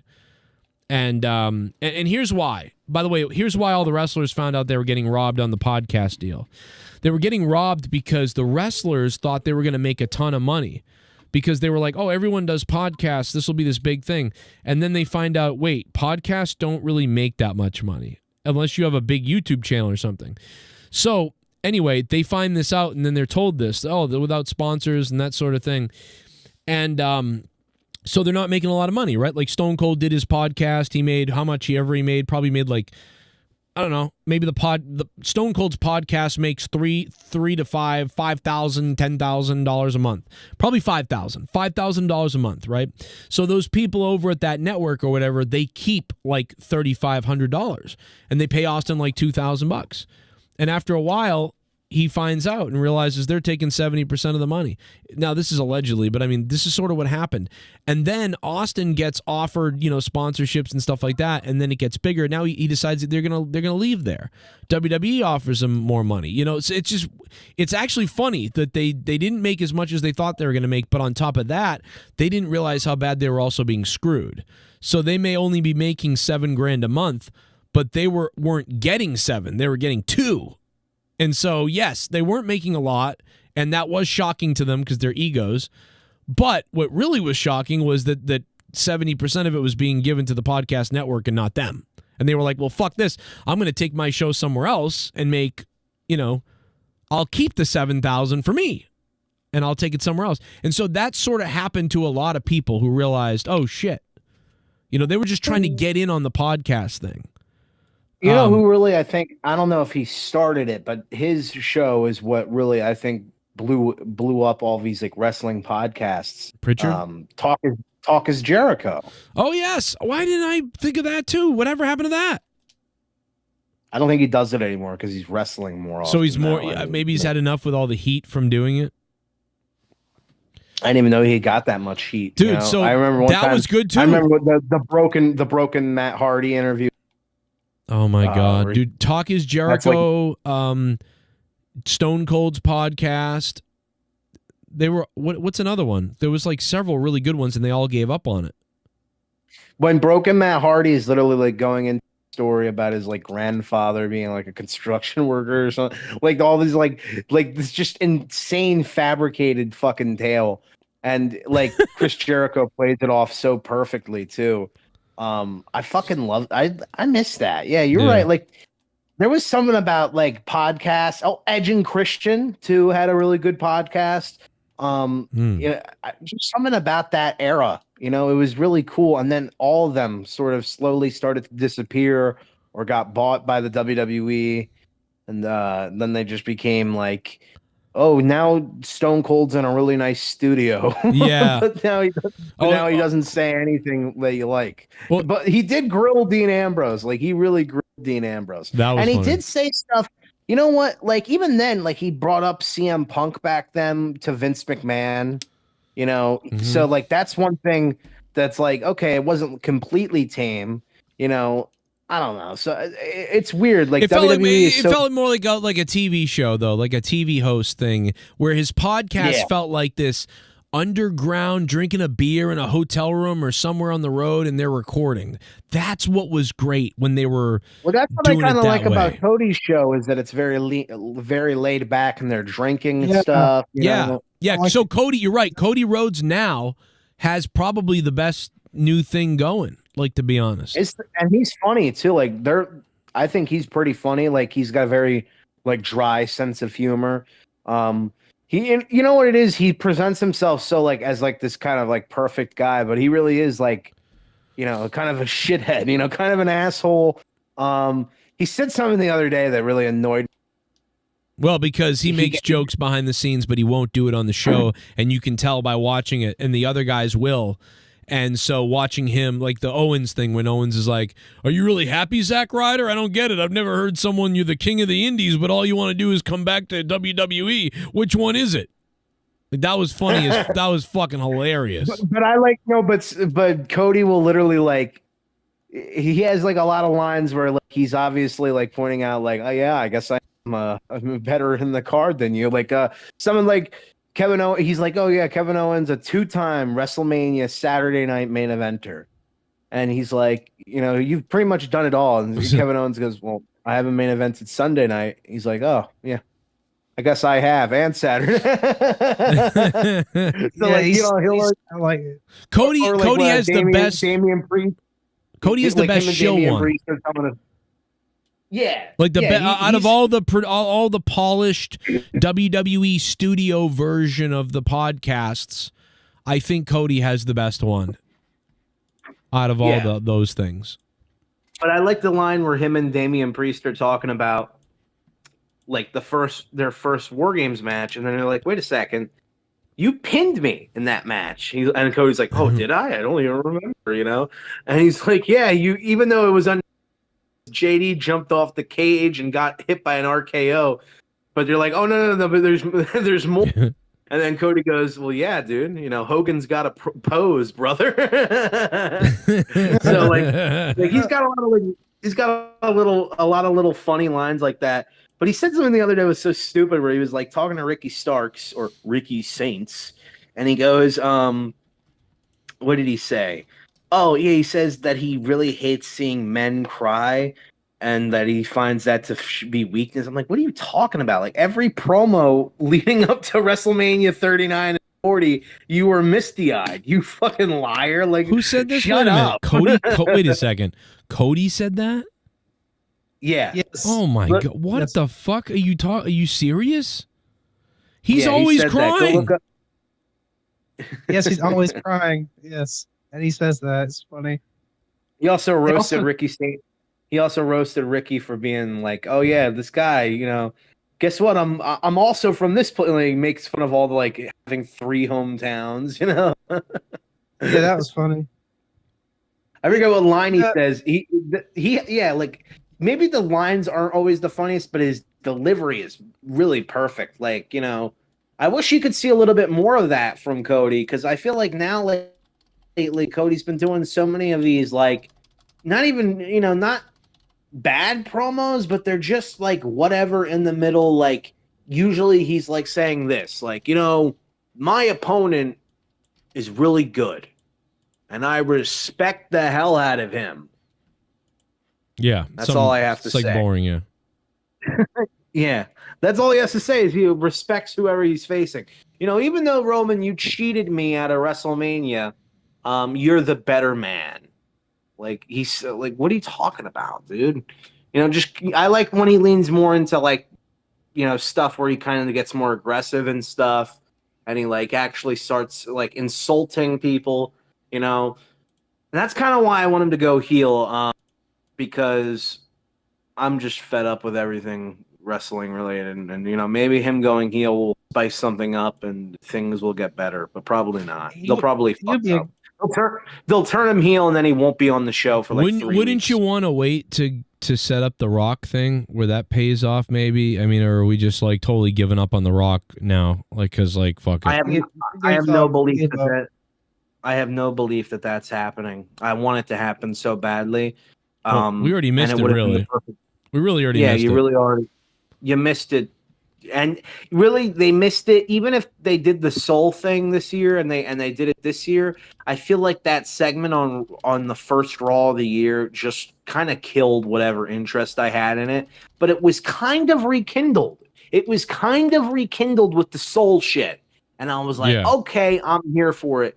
And then just like The Rock's not here. So I don't now it's like, how am I going to get invested with anything these two do when they're just going to keep giving me blue balls, you know? Yeah. And The Rock doesn't want to have a match with Cody. The Rock wants to have a match with Roman, but The Rock doesn't seem to realize, and the WWE doesn't probably realize that time is past. You know, I don't think so. Wait, Rock, you know what? I got to be honest. Don't you think that The Rock and Roman could now happen next year at WrestleMania? Now it could, but it could, but it doesn't mean nearly as much as 3 years ago. Well, and also you got to worry about, is The Rock going to bail? Is he going to change plans again? What if a movie comes up or something? Like, there's a million things. Doing that for his cousin. He's doing it for his cousin, man. He's going to do it for his cousin, but not for Cody. No, I think he would do it. I don't know about that. It'd be great in a promo is if someone just like called out one of these Samoans, just being like, "Huh, man, I wonder why you're here." Oh, wait, I remember now. That's right, you're related to The Rock. Somebody said this the other day. Somebody did the other day. Who was it? Somebody said another free ride for somebody who looks Samoan, or it was someone said it the other day on the show. Did someone really say it? Was it somebody in the LA chat? Knight? It might have been LA Knight. Somebody in the chat, please, in the chat. I know somebody else heard this. Somebody said it's starting to look like whatever, something like that. If you're part of a certain family around here, anybody will get a shot. Or it was something like that on the air. It was a wrestler that said it on the show. Like, I know that, because it was something like, you better do something because you don't, something like you're not going to, it was something like that. Like every 2 seconds I turn around, it's another member from that family or whatever. It was something like that. It might have been LA Knight, but it was somebody. Now, what Joe's missing out is the part where he starts going, part of that click clack fucking group that, oh my God. He starts making tribal noises like, holy shit. That sounds like Homer Simpson. Merge, I have AIDS. Nightbot is killing me. Yeah, Nightbot needs to drop the donation link. Bailey joining her buddy Mercedes next year. Wow, imagine that. Bailey leaves WWE to go to what, AEW? Not surprising. I mean, she's her way she's being booked. I mean, yeah. Maybe Mercedes can sell it too. Like, look what me and Tony did. We'll all be like we were in NXT. On the main roster in WWE, we're not that great. But remember what we did in NXT? We'll do that in AEW. Trust me. Come on over here. You know what it is? What's a more like uninteresting like future prediction? Like a Bailey goes to AEW, or like the grass will be wet. like what's a more like nothing? Nobody cares. Like, oh, okay. Like right. It's not at all like appealing to me or exciting to me. Like Bailey has not meant anything to me in a very long time. And now she would just be in a different place where she would not mean anything. And I wouldn't see her either. So, you know, right. That's what I have to think about that. You're stupid if you care is basically what I'm saying. If you have an excitement for something, I'm going to make you feel bad about that because that's my goal. Jesus. All right. I like it. I'm excited for Seth Rollins to cash in the money in the bank. There's no way. Are you? Seth has a broken dick. That's what I've heard. How can you know what? I bet there's not even really money in the briefcase. I bet there's no money in the bank. I bet it's all a lie. I bet there's a belt. I bet there's a belt in it. I bet there's no insurance on that money. Just like the government didn't insure our cash during the Depression. Where was he the other night? He should have been at. I was mad. They didn't invite him back. They didn't invite him back. That's too Not bad. after the last time where he was talking through the entire steel cage entrance. Like, Yeah. the following contest is scheduled for. No, but seriously, I am a football player, an astronaut, a Marine. Just going on and on about himself. A Navy SEAL. I used to be a jerk off in the Marines. What if I told you that? What if I told you? What if I told you I killed JFK? Bet you didn't see that coming. What if I told you I've actually never fired a gun? What if I told you that the amount of Vietnamese prostitutes that I have would end me up in jail? What if I told you the amount of Vietnamese prostitutes that I executed would make you have nightmares? The amount of Vietnamese prostitutes that I thought were women and totally thought were overage. I had some surprises. That's all Would I'll make say. Epstein's Island look like McDonald's. That was the most delayed laugh ever. I'm like, hey, that didn't land. And then Are they gonna we're gonna find out if they're gonna let me in Area 51. No, you're not allowed here. It's a restricted area. Damn it! We got some Foiled brand new news coming in, guys. Brand new news. Everybody's asking for it. Area 51 has been renamed Area 69. Unbelievable. That's actually a GTA thing, right? What? Yeah, Area 69. It is? I didn't know that. Yeah, that's their parody of Area. Oh Area my 51. God! Everything's been done. I get an idea. Oh no, it was done 10 years ago, dummy. What? What GTA Yeah, is that? I think GTA San Andreas. There's a level where you break into. Then I probably Area heard. 69. Yeah. I should know that then, because I played. You know what they should do, bro? They should I have an idea for like a movie, right? Where it's like they go to the past, right? But they got to go back to the future. You know what I'm saying? But no, I don't know. DJ, what did you think about CM Punk's yarmulke? Yarmulke, don't surprise me, but it's kind of weird because most Jewish people I wouldn't think would have all those fucking tattoos on them. You know, usually they. Yeah. I mean, sophisticated. Yeah, that's not okay to have a tattoo, right? I mean, isn't that what you're right? He's not religious. Does anybody really believe in anything anymore, though, to be honest? I mean, let's be honest. Yeah. Plenty of people. It's just most of the people you associate with are like cynical assholes like me or retarded people who don't know what any of it means anyway. I don't believe in the Bible, Joe, because I couldn't read it. That's the thing. I opened the book, it hurt my head. That's one of my big problems. I opened the book and I started to cry, and they thought I was the son of Satan. They molested me, Joe. God damn, Joe. Fucking DJ, we love you, man. Well, that's why Road Dogg. That's why I'm not hired, because Road Dogg told AEW I was anti-gay or something. Oh God. Oh my God, they found me. I don't know how, but they found me. Run for it, Marty! I'm telling you, from 2 months ago. Here it is. So they're putting up from main event, and let me tell you something, Hunter. This fucking idiot, Joe, he thinks I'm his friend. That's the fucking funny thing. I'm fucking with him. I've been fucking with him Watch the whole him time. freak out. No way in hell we can hire him. He wonders, why does his streams always get flagged and stuff? Why does his channel always get striked right around WrestleMania? It's been me all along, you dumb fuck. You think I forgot about the videos you made of fucking your little funny road dog impression, you fucking cunt? You know, he's probably showing people the meltdown I had the other day. They're like all watching me in the locker room. Watch this fucking Mark. You guys are going to fucking die. Watch this fucking Joe Cronin. I could have been there. And they're fucking rewinding it and laughing. Like, no way in hell we can hire him. And they're all dying laughing, dude. They're probably. I told you when we hired that Joe Testator motherfucker. I told you. Yeah, plus his name is Joe too. That's the best part.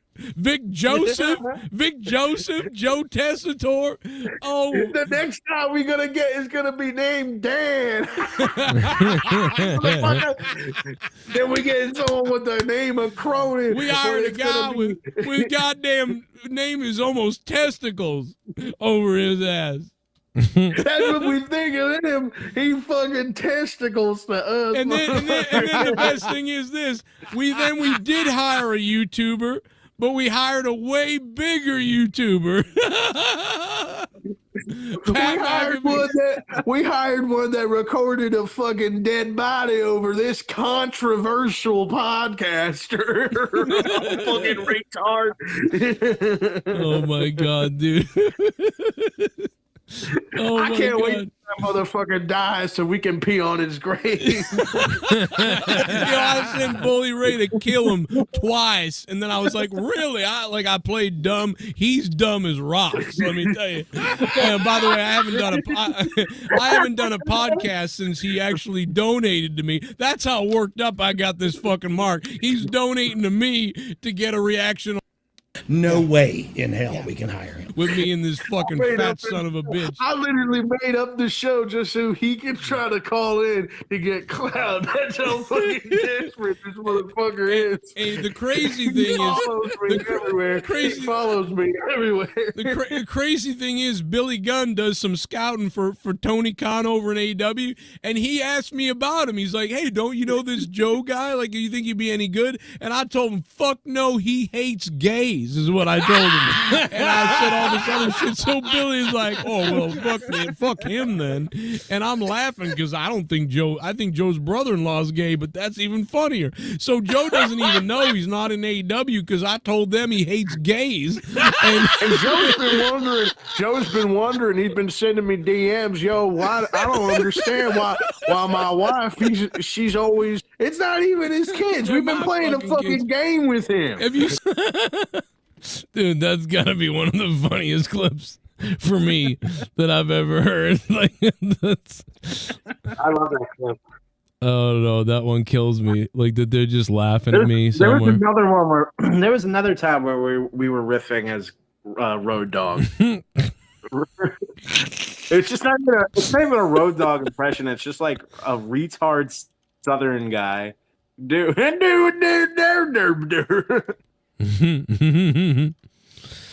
No, but Joe's a good dude. Joe's a good guy. I've never really actually talked to him more than like in brief interactions, but he's a good dude. I would never want to meet him. That's for sure. Yeah, I want to kill him though. You know, I would never want to meet him. I do kind of want to fondle his wife, but that's a different story. Me and Tracy been thinking like let's ask Joe Leah or whatever she is. We get a 3-way there. Remember when Jim Cornette was hitting on your girl? Yeah. Well, no, that was Mean Gene. Oh, that was me. That's right. Mean Gene was hitting on. Well, he did. I mean, Jim did say like, "How did you get this girl?" Basically, and then he said, because you couldn't get a date on a tombstone." That's what Jim Cornette said. You know what? It's sad that Jim Cornette just randomly decided that he hated you, and that's the way your guys' relationship. It is surprising. It's very surprising. I know that must suck for you because, like, I know that you were loud, but I bet you were like, "Well, that sucks." I was I almost thought when that happened, I thought that, you know, maybe Jim is working everybody with almost everything because he can't really be mad at me for this. Like, this doesn't, or for anything. Like, this doesn't make sense. And I mean, I think he's a pussy, and I think he's a coward, which I guess is the same thing. But but I just, like, I don't know. He holds. I don't like him. It's really almost nothing that got him going. Like, I could see if he talked shit about me like that and was like, fucking loser, fuck. And then, like, but then later was like, I know, whatever, man, it's all whatever, you know. But it's not. He really was angry and like blocked me and really whatever. So that's why it's like, what? You know, I think that Jim Cornette's wife. I bet that's what happened. Jim Cornette's wife's ugly. Isn't she supposed to be like some? I don't know. Like Isn't your mom? mom? I'm not gonna make fun of his wife. I don't know. I don't know. That doesn't matter. Wasn't your mom a mongoloid? Ooh, maybe she was. I mean, dude, you know how fucked there's up. No maybe about it. Do you know how fucked up it is with Jim Cornette? Is that he has me blocked now. And remember, this name I made is new. Meta World or whatever I had to make a couple of years ago now. Look, I'm blocked. How did he find it? You know, how did he know? That's really lame. Isn't that crazy? He has me blocked. That's like, he's for real. Like, he really fucking is like, hey, I don't know. It's very bizarre. And if you were to text him and be like, Jim, this guy Joe, he's not bad, I think you guys would be great, he would block you. It's crazy. What a nut job. Yeah, kind of crazy.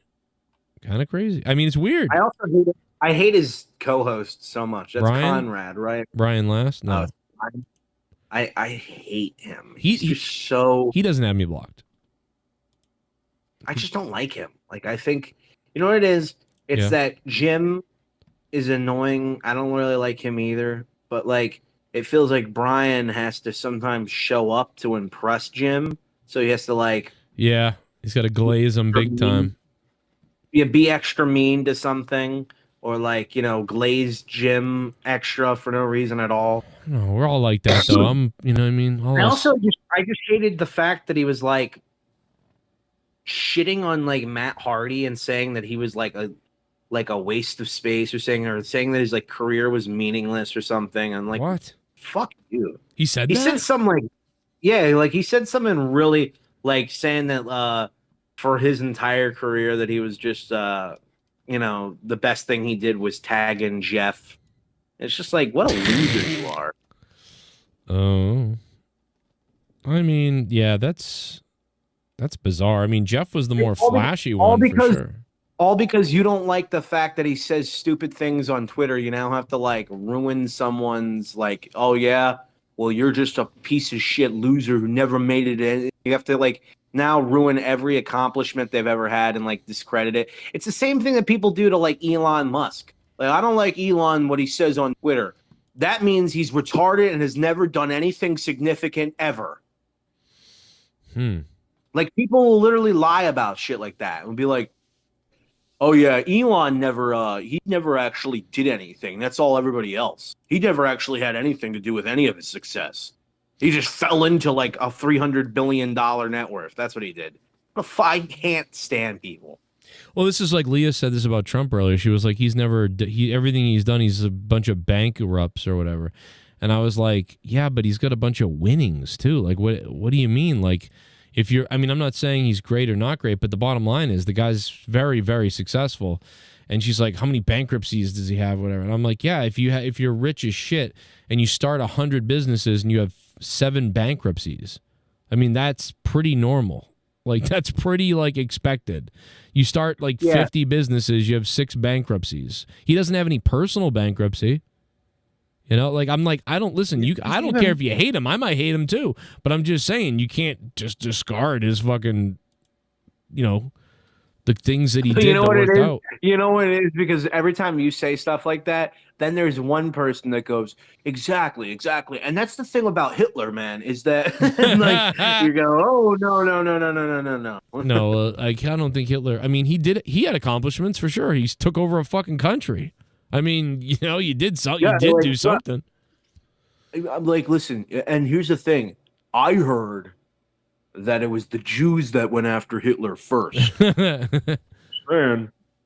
So Wow. was it really self-defense, you know? Wait a minute. Maybe. Is Jay Menace here? I just heard a smoke detector. Did you really hear a smoke detector? I did. So I was like, oh, Jay Menace is here, and I looked and he's not here. I might He have was been mine. talking to me, and he had to take a phone call for his mom. Yeah, really, DJ? So now your smoke detectors are going off, yet you're the one that's going to pretend to be righteous? I don't know. I mean, does that sound racist? I don't know. I don't even know what you said either. You're like, no, he was, but he had to go take a phone call with his mom. When? Certainly not now, because we were on the show the whole time with you. He was on there like earlier before you came on. Oh, so before Joe asked, did I hear a smoke alarm? Yeah, I said, did you hear a smoke alarm? And then you brought up Jay Menace being here 2 hours ago. No. He went to McDonald's the other day. Like, I didn't ask for that. Well, he's not here now. No one said he was. Oh, my God. Yeah, I did say he was. Hey, listen, everybody. This show is brought to you. Listen. Try to shit on him. Everything you say is wrong, basically. Yeah, you just say I'm wrong. Isn't that what we said? Isn't that what CM Punk was doing to Rosenberg the other day? Yeah, that's kind of what CM Punk does to everybody. When he doesn't like you, he just treats you like you're the biggest piece of shit, and you're supposed to understand why. And it's really just that he's an asshole. But listen, this show is brought to you by all the donators and the top leaderboard. You guys can get on this leaderboard too. The bottom spot is Alabama, $38. So if you donated $40 right now, you'd be in the number 10 spot. You can still get on this list. Shout out to the people on this leaderboard: Z Payne, The Creeder, Tony Khan, Randy Viper, Leonard Kitty Kisser, Sith Striker, Interstellar Object Aliens, The Ghost from the Coast, Grid 414, and Alabama. You can get on this list. Thank you. I don't know how much longer we're going to go, but if you guys want to keep the shows crazy, donate now and donate a question, a comment, something like that. Streamlabs is pinned to the top of the chat. Preferably drop that 55 Elon Musk if you can. Judge Dredd's in the chat, which, I am the law. I watched Highlander last night, and I haven't watched it in like over 10 years. And Leah came in the room and she was like, what is this? And I'm like, you should watch this. And just the first Highlander, man, I haven't watched it in a long time. And watching it now. I don't think I've ever seen it. Really? Oh my God. You've got to watch Highlander, the first one. Like the movie. I don't like fantasy type stuff, like like medieval fantasy, you know what I'm saying? Like older time. I don't so when I was a real little kid, I kind of did. But like getting older, Leah loves all that stuff, and I don't. I find it boring when it's like medieval stuff now, kind of. But Highlander's different because Highlander takes place both in that like old Scotland 1500s, but then it also takes place in the 1980s because it has to do with time and not really time, but they don't die. Highlanders don't die. They're like vampires. So the movie is almost like Highlander is like vampires but instead they have swords. They don't bite people and they don't drink blood. Now, is Jim Caviezel in this? What was that? Jim Caviezel, is he in this? I can't think of the guy's name. The guy that played Raiden in Mortal Kombat. Never mind. That's probably not him. It's the guy that played Raiden. Remember the guy that played Raiden, Rojas? You saw the original. Hold on 1 second. I got to take a phone call. Oh, okay. It's me. Imagine it was me on the other end. Hey, fuck yourself. Yeah, suck a bag. No, it's Chris. I think it's Chris Lambert or something like that. But Chris Lambert, Sean Connery, like, it's fucking, you got to see it, man. I'm telling you, bro. First of all, it's off the rails. Highlander starts, and then by the time it's over, it's just completely off the fucking rails. Like, they're in the 80s and just crazy shit's happening. The bad guy is, like, over the top. He goes completely over the rails, 80s, like over the top zombie fucker. Like, it's wild. It's Christopher Lambert, yes. Christopher Lambert. He's got a funny accent.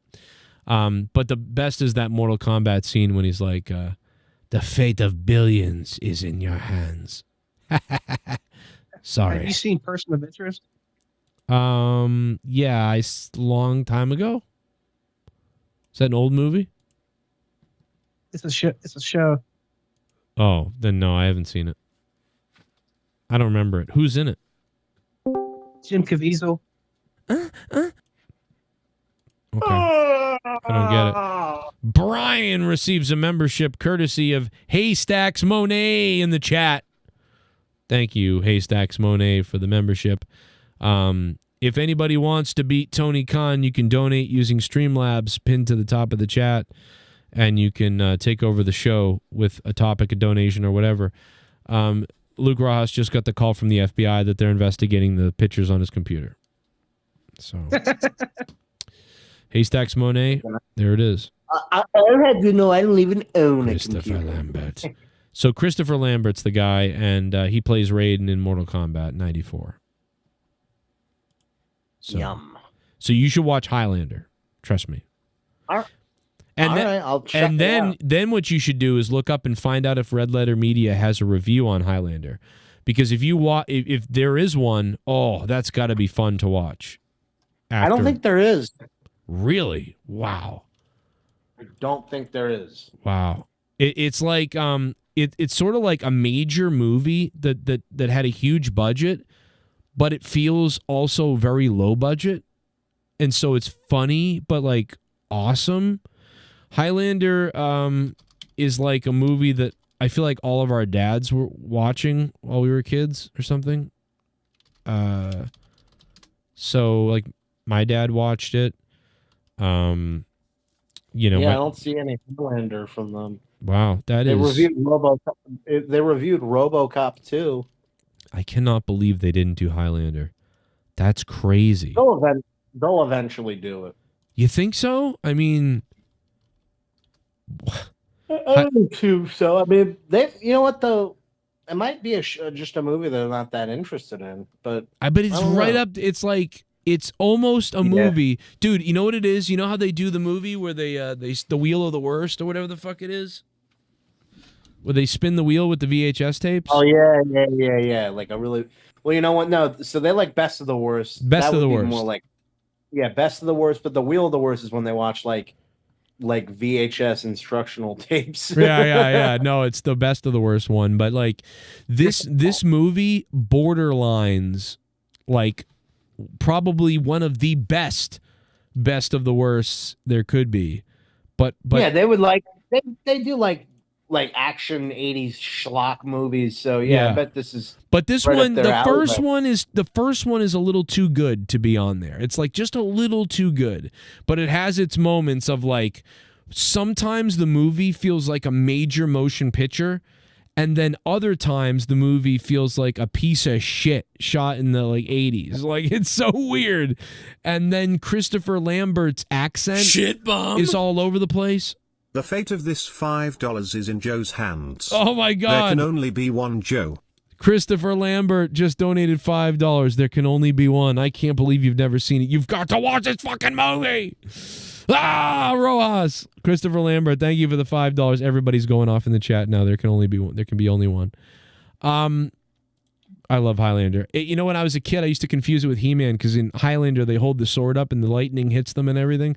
But in like He-Man, he holds the sword up and says, I have the power. But they say there can only be one. Yeah, and they kind of just go, there can only be one. But yeah. I remember watching that. I remember getting a DVD of that and being like, this is like the worst cartoon I've ever watched.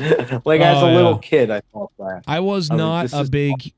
I didn't really like He-Man, the cartoon. I didn't get into it at all. I thought it was kind of lame as a kid for some reason. I liked Ninja Turtles, though, so whatever I know. But Ghostbusters and Ninja Turtles, but especially Ghostbusters holds up. But I wasn't... I was a little too young for He-Man. I missed that crowd, and I went into the Turtles, Ghostbusters. But the He-Man movie, I loved. So take that how you want, you know. But I know a lot of people loved He-Man, the cartoon. It was really good. I watched it a little bit and it was good, but as a kid, I just thought that, I don't know why, I felt that way. And then when I was like 9, Power Rangers was out and I thought that was lame because I was too old for it. So, you know. Power Rangers. Yeah, I don't even. What Power Rangers shows did I watch? I think I watched. By your age, they had all the weirdo shit like Power Rangers Super Force or some shit that I don't even know. Well, I used to make fun of it. Like, I used to think it was gay because when I grew up, I was watching already Dragon Ball Z, which was better than all this shit. Yes. It was like actual, like, well animated fight scenes. Yeah, like real, like lore that, like deep lore. They take it much more seriously. Power Rangers just like, here they are.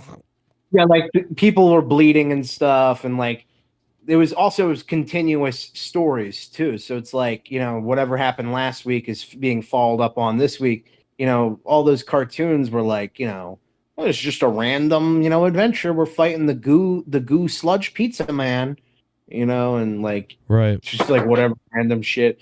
But I think the only one that I ever got invested in was like they were like jungle themed, like jungle cat themed almost. And it was I don't know why I was like invested. Well, I remember like making fun of my friend who would watch it. I thought he was like so gay for watching it. And then I like didn't want to admit it, but I was like liking the show. Just like Pokemon, I used to hate Pokemon because I thought it was like lame compared to Yu-Gi-Oh! But then I actually did start like watching it. You like anime, right? You like anime, so you ever seen Hellsing Ultimate? No, I really haven't. I don't really watch anime. I like Dragon Ball Z. I like Yu Yu Hakusho. What did you call him? What did he call me? Yu Yu Hakusho. I know what that is. It's like Dragon Ball Z. It's like Dragon Ball Z, but like they're less powerful, essentially. Like Dragon Ball Z is basically they all kind of fight like Superman, and they shoot blasts out of their hand. But this one, it's more like grounded, and they fight in tournaments and stuff, and they shoot like smaller blasts. So it's very different. All right. I guess I just found out they're doing a Highlander remake, so that's actually, I guess, coming soon, maybe. So. You ever watched not Hellsing Ultimate, but Megalobox? No, I've heard of that, but I've never watched that. Well, Luke would probably know that's anime. Well, you know what? I don't even know. I don't know what he's talking about. But Joe, we're Superman. Oh fuck, I forgot. Never mind. I was gonna say a spoiler, but they if I remember, they man, I'm gonna go watch all the Highlanders now. Fuck this. I'm excited. I have to finish it. I fell asleep last night. I have to go. Sean Connery's in it. Sean Connery. I'm also in the movie playing a Spanish guy. Even though I'm from Scotland, I'm playing a Spanish guy. It was a little demeaning playing one of those filthy people. My fucking name was Ramirez. Yeah. Like, who would believe that? Dude, it's so weird. He really is. He's playing an Egyptian, actually. He's technically an Egyptian. Like Sean Connery, who they're in Scotland. Sometimes you just have to slap a woman in the mouth. Maybe I'll slap the bitch. In Egyptian fucking Sean Connery, like, yeah. Who was your favorite Bond character? Who's your favorite? Your stupid. Look at him. Look at what he's wearing. They had to put him in this thing to make him look like he's not from Scotland. Even though he's in Scotland, he's Sean Connery, but he's a Spanish guy. Fucking crazy. That's the same guy that played in the Punisher. What? That's the guy from the Punisher. Chris Lambert? It looks like it. Looks like the sword's going through his chin. I put the sword down your fucking chin. Am I wrong? Right on your fucking belly button. Here's the thing. Your mother was a whore.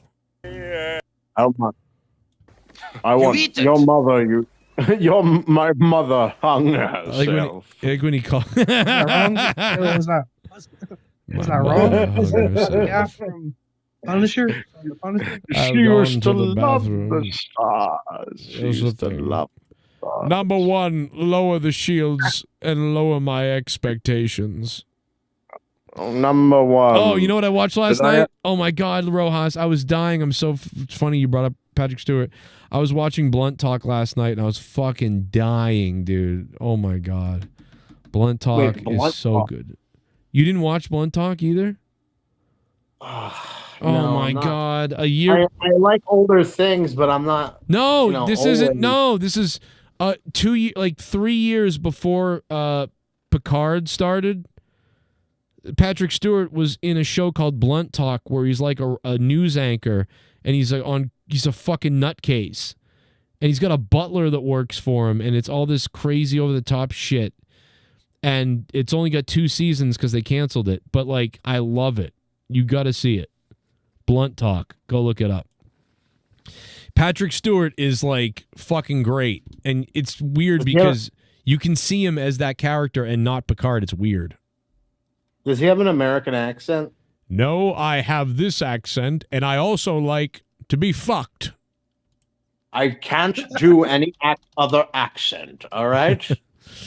Yes. Now, what I think would be cool is if we did the new show, and I really want it to be a fan letter to the fans. So, could you just make me not wear a uniform and not command a starship? And not interact with any of the other characters. In fact, make them all like somewhere else. Why don't we do a show called Fag Talk? Yeah, instead of calling it Star Trek Legacy or whatever you want to call it, how about it's all about Picard? And we really explore those deeper things about Picard that we've never explored, like him having sex with a younger woman. What if I told you that I've made love to illegal people? What the hell does that mean? What the hell does that mean? Now- Well, illegal people. When I look up to the stars, and I see, No one knows what we're doing, by the way. We do this, nobody knows I what see we're a giant constellation of penises ejaculating in the sky. He's my man. And I Your wonder- man. My valet. What do you think I mean? He is his valet, chauffeur, cook, trainer, psychotherapist, supplier of legal and occasionally illegal drugs. Patrick Stewart, so he's got a butler that's his friend because he saved him in a war at the Faulkners. So he does everything for Walter Blunt. Well, he's like, I'm telling you, I don't know. It's good. It's better than Picard. Yeah, it's better than Picard. I'd like someone like that. It's like kind of like Rescue Me and Californication and shit like that.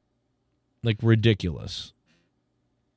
It's ridiculous. Californication on. They're underage now and they're under the bridge. Like, do you know how many kids did that guy bang? Anthony Keating or somebody? I don't know. Wait, that's Foo Fighters, right? Or whatever No, the fuck that band is. this is Red Hot Chili Peppers. Oh yeah, no, you're right. You're right. Wow, did he really have sex with kids? Kids I just might knew that come they- around once in a while, but they might go and give me an erection. Put them in the bathroom, then I lick them off, and everyone goes on vacation. It's understood that my wood goes inside for insertion. Something like that. No, yeah.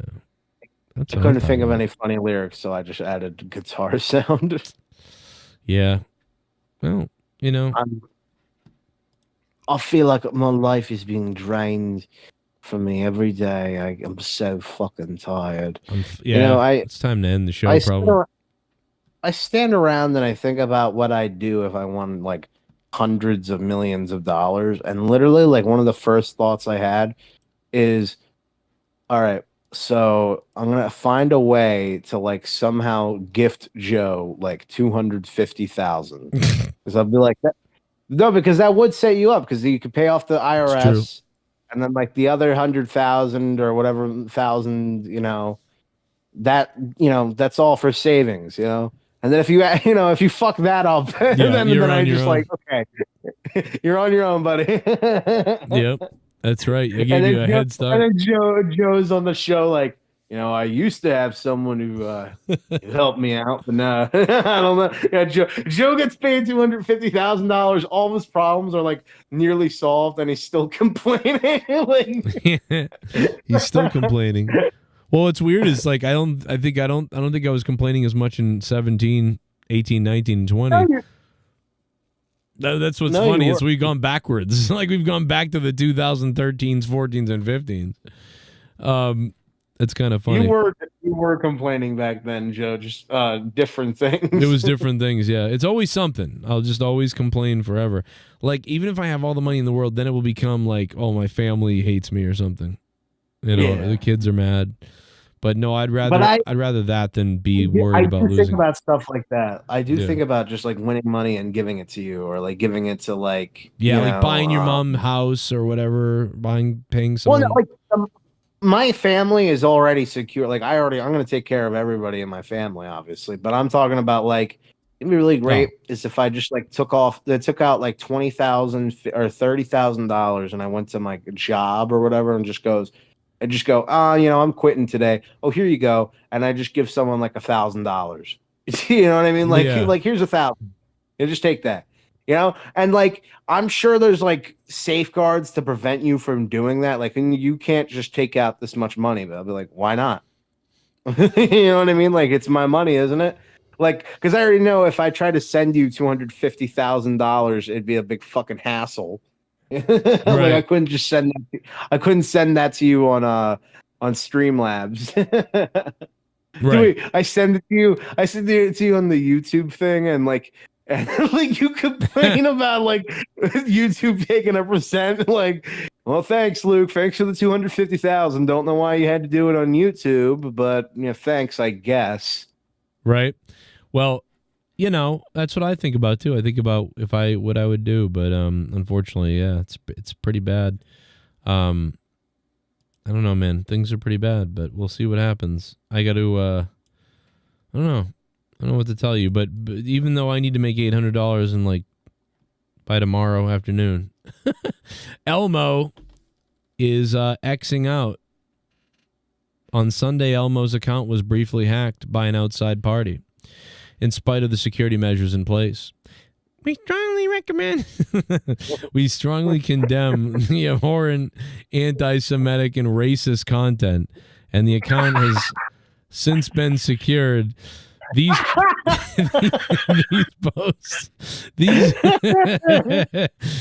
posts in no way reflect the values of Sesame Street Workshop or Sesame Street. And no one at the organization is involved. So there you go. If you didn't know that Elmo was hacked the other day. On Sunday, Elmo's account was briefly hacked by an outside party. Did you ever see the liberal Elmo fucking clip? That video? No. Of like, oh my God, bro. I'll send it to you. But first of all, that tweet just had me dying. Like, obviously, what's the first thing someone's gonna do with Elmo's account? Well, I texted Leah yesterday and I said, I knew it. Elmo's a Nazi. Just in case you guys didn't see it. I would have guessed that. Elmo says all Jews should die. Fuck Jews. Donald Trump is Netanyahu's puppet. Elmo, because he is the Epstein files. Jews control the world and need to be exterminated. That's what Elmo said. Elmo said this. Release the files, Donald Trump, child fucker.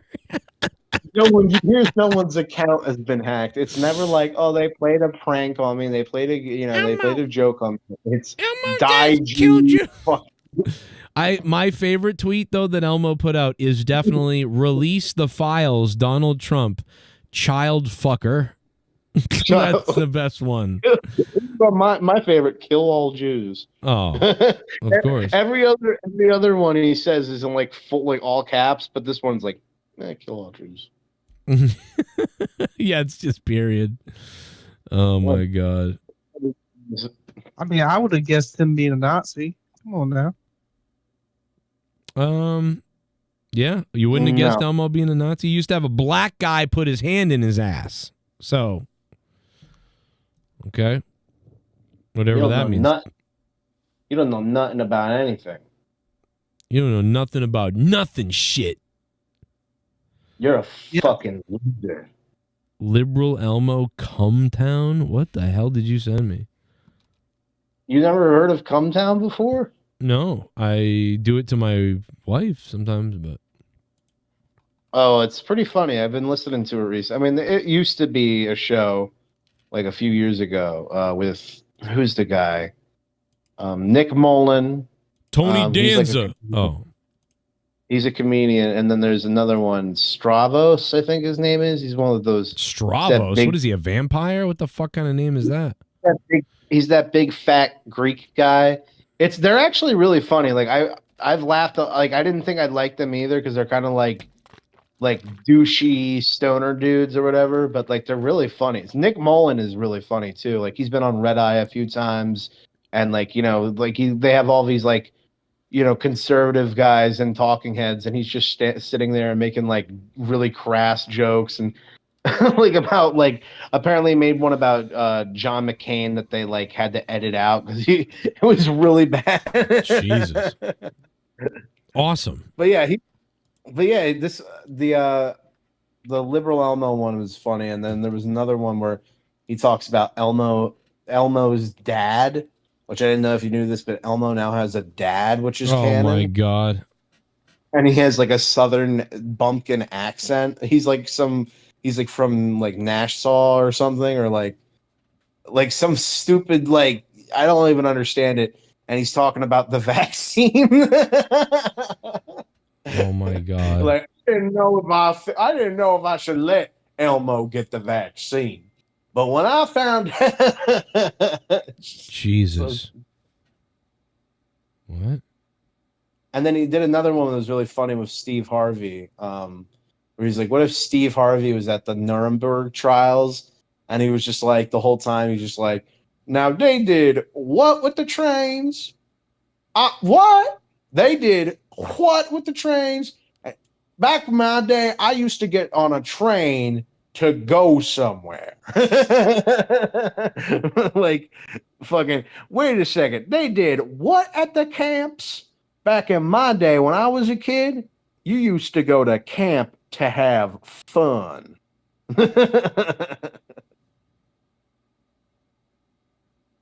Oh, Rostov is texting me because he's mad that I said he licks Busted Open's balls or something. God, he's so serious. Rostov, why don't you get on the show? Why don't you get on the show every once in a while? You fat tard. Is he really mad at you? I don't know. He's just weird. He's like, what's with the shot? It's a joke. I'm like, oh my God, Rostov, I haven't seen him in forever. Like he must have been done licking Busted Open's balls. And then he texts me like, what's with the shot? I'm kidding. I make jokes every second on the show. I'm constantly doing it. I did it to DJ like 70 times today. He didn't text me on the show on the side like, Joe, why are you like we're kidding. It's a joke. It's always a joke. And life is a joke. I'm a joke. It's just a joke. No, I'm not good. I'm not good. No, I'm a retard. Life is a joke. That's right. Shut up. It is. Life is a joke. Can't take it get seriously. it. We get it. You're fucking piggybacking off of what Joe said. He's funny. Yeah, no, I don't know. There's no point in talking to me. I get a lot of messages from a lot of people, and bless your hearts, but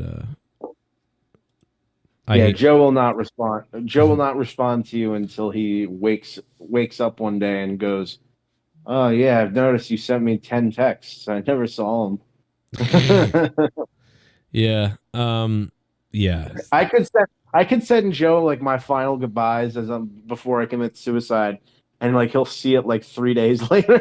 Yeah, I mean, for all we know, that's what Bob was doing, because he called me that morning, and then I didn't get back to him. And then I called later, he didn't answer, and I went, "Oh, I missed him again."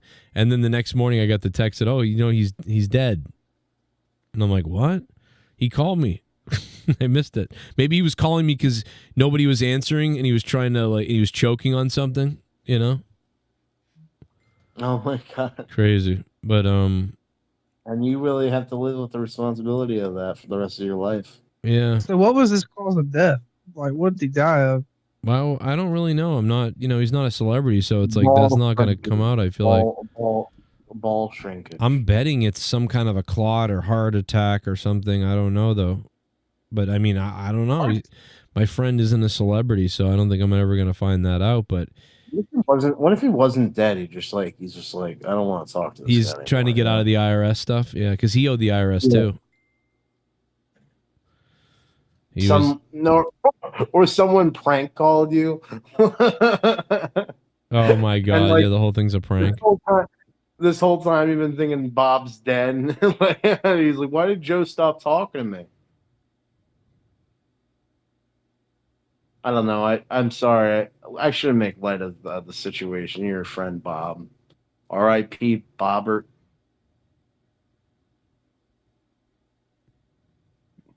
And he joins Blobbit in the big buffet in the sky. Yeah. Remember those stupid people that used to like simp for Bobbit? Or like Bobbit was in their little gang or whatever, and it was like so lame. It was like, what is it called? Like Leatherface? That Heather cunt? Yeah, Heather cunt. That was Yeah. I kind of missed that shit. I almost missed that shit. It's like, oh yeah, that used to be like a person on the show that used to like be a problem every week. Who? That Heather? Who was a problem every week? Her. I remember she was just like always being a fucking bitch. I don't think she was ever. Was she on the show? I barely think she was ever on the show. I don't. But she would always cause problems in the chat, and she would always say. Yeah. No. What happened was so her basically, her boyfriend was a guy who watched the show all the time. And he started hanging out on my show and whatever. He found me and they were doing stuff and donating and being on the show. And what happened is then he, what the fuck? He went to someone else's show and basically he I forget what happened, but he like met the girl because of that somehow, and like I made a joke that because they had a baby or whatever, and she made this. I said something one time, and then she was like, "I don't even know who you are," and I'm like, I made a joke like kind of like, "Well, you wouldn't have met your hubby there without me or whatever," and she was like, "Who wouldn't you?" No, yes, I would have. It has nothing to do with you or whatever, and I was like, "What?" And so then I kind of like started jabbing her about like, yeah, this guy fucking found my show and like that's how he met you, you fucking idiot, or he wouldn't know you. And she I was kind of playing it up, making a joke out of it. She took it real seriously and was like, "Fuck you." So then I went, "Well, fuck you," or something like, and then it just turned into fucking "I don't like you." And yeah, then she was telling people on the show like what's her face? The other girl said that the we're all scumbags or something like that. And it was just fucked up because this fucking bitch cunt would never have met her fucking little boyfriend and never had a baby if it wasn't for my show. And the funny thing is how rude and mean and crazy she was being to me and treating my show and then reaching out to people that I knew from my show and fucking telling them shit about like whatever the fuck and putting weird shit in their heads. And then they were like, oh, and then they were afraid to be in the chat. So people that watch this show stopped watching because she scared them or something. And it was like, what the fuck? Because then I was like, why isn't that person in the chat? And then somebody else was like, oh, I have an alt name or whatever. And I'm like, why do you have an alternative name in my chat now? What? Why? What? And they were like, well, I was just afraid other people would see that I'm still here. What other people? Who? And then it turned into finding out that it was about that girl. I'm like, what? Some stupid bitch from somebody else's show that, like, nobody even, like, what the fuck? Like, who cares about this fucking bitch? And it was just annoying, dude. She was, like, manipulating all these people. And it was like, what? I mean, in the end, I mean, who cares? But, like, what are you doing? Like, and you wouldn't even know you're fucking have a baby with it. It's just like, it was fucking enraging or something. That whole crew of people. Like turned on the show because didn't they like when Amanda Carmen gave up the belt, didn't they like simp for her? They're like, yeah, we know what it's like. Yeah. We know what it's like. That show we does. know And what it's like. Bullfrog was like, not Bullfrog, I'm sorry, the prototype to Bullfrog. Yeah, and it doesn't do anything. It's a fucking title. It's a joke and it's a title. It's a fun show. It's a fun time. It's like, we know what the show does. I'm having pain and suffering from that belt. Yeah. Oh, yeah. No, Bob had said he had pain and suffering, which I don't understand. I was watching one of your old shows. Places of cake a day, you know. No, yeah. I told him, I said, no, you. The overly ejaculated pictures of Oscar. Yeah, he said it was going to be the death of him or something, and it was like, and I said, okay, well, show me show me the things that people are saying to you that are making you feel this way, and he never did because he was just lying. They were just pretending. They were like pretending that it was this big terrible thing, and it wasn't. They were just faking for attention, and that's all it was. I mean, they told me, first of all, I said that right off the bat. I'm like, you're just faking for attention. And then, you know, years later, we made up, and he was like, yeah, it really wasn't that big a deal. It wasn't a big deal. There's no fucking, it's a fucking stupid show where you win a belt, you don't win a belt, whatever. It really wasn't a big deal. He was just making a big, I'm like, you know what a big deal is? Your cholesterol is what I said to him. That's what I said. I'd be more worried about Joe that. was sending. Yeah, now Joe, to be fair, he does take a little bit of blame in this because he was sending pictures of Heather, to Heather of dead babies and be like, I hope this is what happens to yours. Oh God, that's so terrible. I gave your baby life and I can take it away. Yeah, well, nobody knows anything about those people now, so who cares? On your podcast, it was a while back. I was watching it earlier today. It said something about you trying to drink your own pee, and you did. Is that true? Yep. I wasn't trying though. I was doing a live stream on Monetize This, and there was a lot of donations, and we were going really late into like 7 a.m. in the morning, and I pissed in a bottle because I couldn't get. I didn't want to get up to leave the show, and I was also drinking Corona beers. And I happened to take a sip, forgetting that I had pissed in the bottle, and it wasn't Corona. And you can see me go like this, and I go like this and spit slightly off, and I'm like ducking down for a second, and you can see me realize it's piss. It's pretty funny. Oh my God. It's on. You gotta find that clip. I know where it is. You've gotta find it. It's on the one where we're up all night with JB, the one where I get really drunk and I fall over and everything. Oh, with that? Oh, you know what? I think I might remember that. Which one is that? You have a few of those, but I think that one's like, that one was when you still had the door behind It's you. from Monetize This 59. Yep. Yeah, that's right. Oh, That's I bet you we can find it right now. I bet you we can actually find the clip. It's like drinking a biscuit. You'll be like, what happened? I don't know what just happened. I'm actually drinking Crown and Sprites tonight right here. Somebody might have timestamped it, to be honest. It's really a classic. Joe. Yes. What? I seen you drinking it the other night, and I picked some up to try. Oh. What is that? Yes.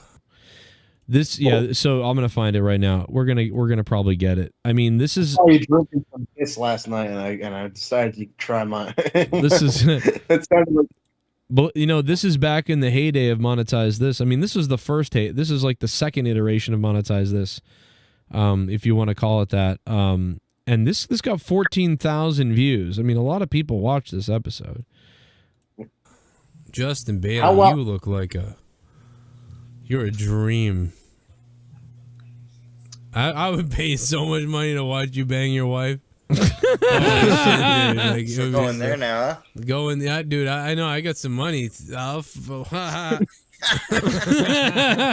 loaded. Oh man. What drag? Oh Jesus! You did drag it away. He dragged him away. That's creepy. It's on here somewhere where I drink the piss. I don't know. Going crazy. Handsome. Probably look, lost bro. his mind. We have 56 minutes in this show left. Oh Lord. 56 minutes. I mean, and that's what we did for just $240. $240. We like stayed up until like 7 a.m.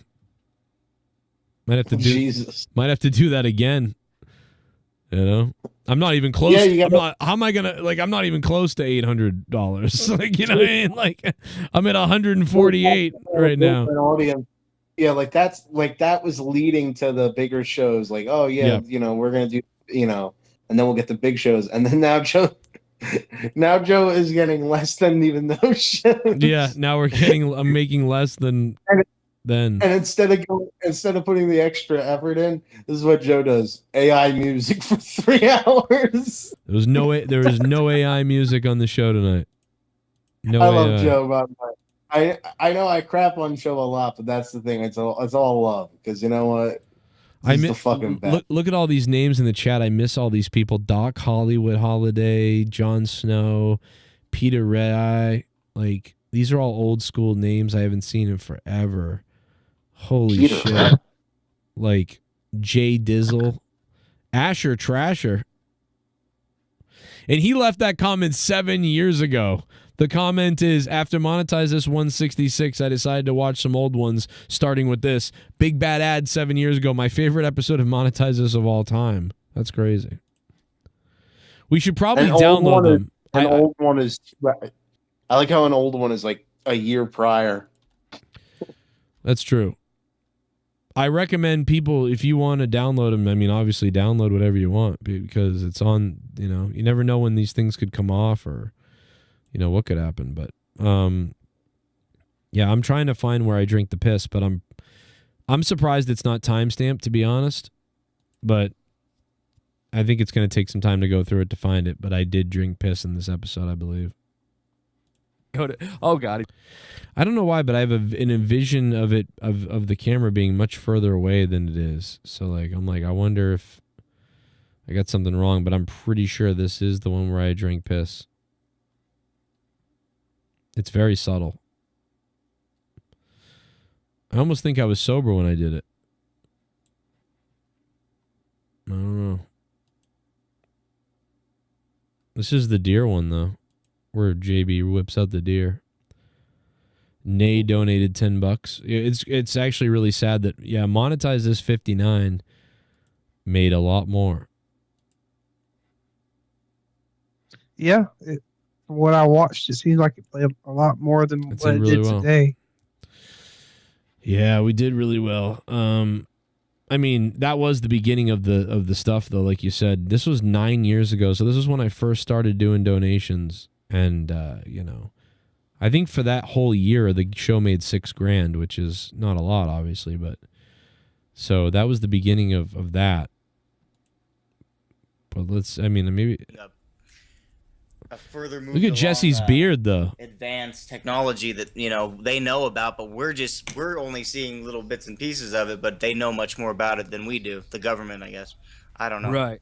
Yeah. I'm fucking sound like a asshole. I don't know. I have a bad way of wording this shit, but I don't know as much about the aliens shit. I know more about like the not ancient technology, but ancient wisdom and like spiritual shit, and also like, you know, like the pyramids and stuff. I don't know. Some people believe the fucking aliens. That was all part of it. You know what I mean? There's an ancient. We're going in the philosophy. Light bottle right here. And too much piss. I attempted to piss in this bottle, but my stream was pretty furious. Oh man! And Are we talking about it because they realized I did it? I mean, I'm so shocked. Maybe it isn't this episode. Maybe it's not this episode. I swear to God it was this episode, though. Fuck. Here I am trying to get goddamn deep. What? Yeah, dude. I'm trying to get deep like a black guy on a fucking Whoa. twink. Wow. You hear that, DJ Glaze? Yeah, I did. Huh? You hear that, Jay Menace? I don't even know if that's racist or not, what he just said, but he said something crazy. Hey, that's the porn star spelling, I'm sure. That's crazy. Chloe Cush, you're mine. Jessica Biel is a fucking drop dead gorgeous fucking actor. What is she in? Jessica Biel's married to Justin Timberlake. When the fuck did this happen, Rick Bad Boy? Been a minute. That's crazy. Kick. You drop on your back, right? And you leg sweep her with all your. What am I This talking is like about? a racist digital comment. Yeah, I'm it's gonna because blame that the. on Yeah, it's because the probe has the many computer's. gigabytes. This is disturbing. You're gonna puke. This is absolutely disgusting, folks. I don't know. Oh, God, look at him. Look at it go. Oh, the deer's being raped. This is what happens come around hour 4. Yeah, around hour 4 of monetize this. That was the best part of the whole. He got deer hair all over the house, all over the couch. His wife was fucking pissed. I remember how he was like, I don't know if I can do that again ever. We're like, damn. This is the shot I remember. I could see this being where I drink the piss.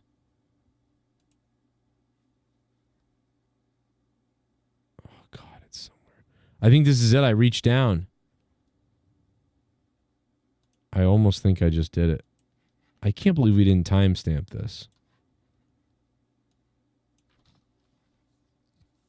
I thought we timestamped it. I'm reaching down right there. I almost think I was pissing right there. And then I'm going to drink it in a little while.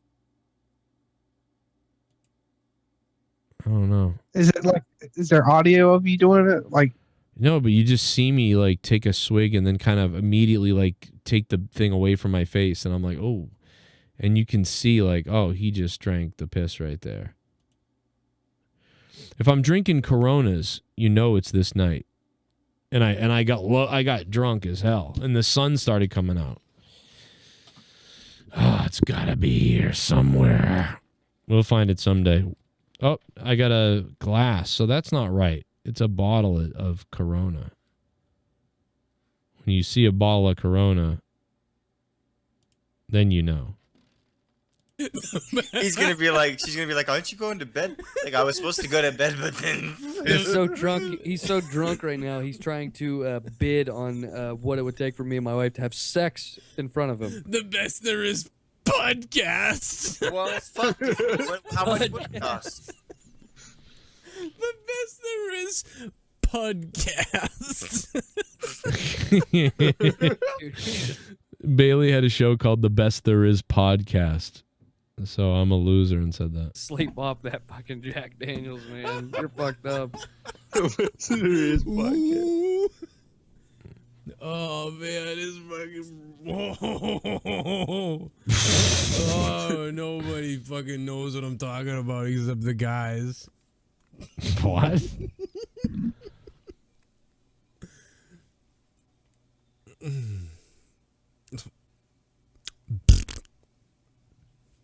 Back when I had the RE20 before it broke. Adrian Lopez, what are you gonna do about it? You gonna win my heart back? I'm loaded right here. I'm out of You it. gonna win my heart back, Adrian? Hey Bailey, they're accusing you of bitching out going to do the deer. A bitching out of what? I don't know. What exactly did I bitch out of? That's what I want to know.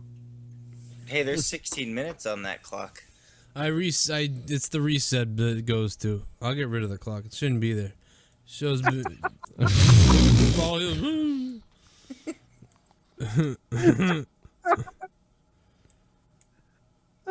When you donate this much money, you deserve knock burgundy. People are saying I need to do a podcast with the deer as my co-host. Oh God. Josh, I keep seeing you say that, but you're not elaborating on how I bitched out. He was really mad about that comment. You got anything? Answer.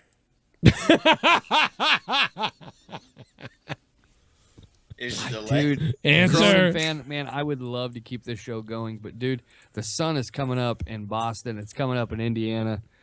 Dude, Someone's calling. We've been on the air this is the longest monetized this has ever gone. So you guys should feel special being a part of this already. 956. Whoa. Jesus Christ. Dude, Surprised you can click the accept button. I started drinking at about, I don't know, 2 days ago. And I'm just fucked up right now. You know. I woke up, I was like, oh shit, dude, monetize this is on. Let's get fucked up, dude. Thanks for calling. 95. Get fucked up. Take it to the limit. Dude, fuck it. Just take calls. Go for it. I just took your call. I just took your call.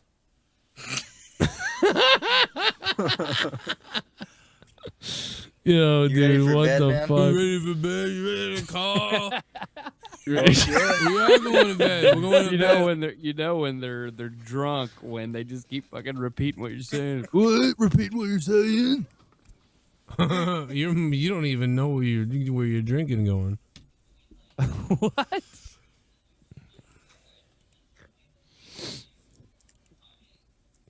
I know this is the night I take a piss. Up, Joe. We need to go off the air like now. Like now. I'm supposed to hit this button? You gotta go I'm off the air, supposed to hit dude. this button? You are so fucked up right now. We gotta go off the air before something fucking silly happens. Like I take my dick out like this? Yeah. I fucking... Like you take your dick out. Yes, we need to go. Take my goddamn dick out on the air? He's actually grabbing his dick right now. Slon's view. I'm gonna take my dick out.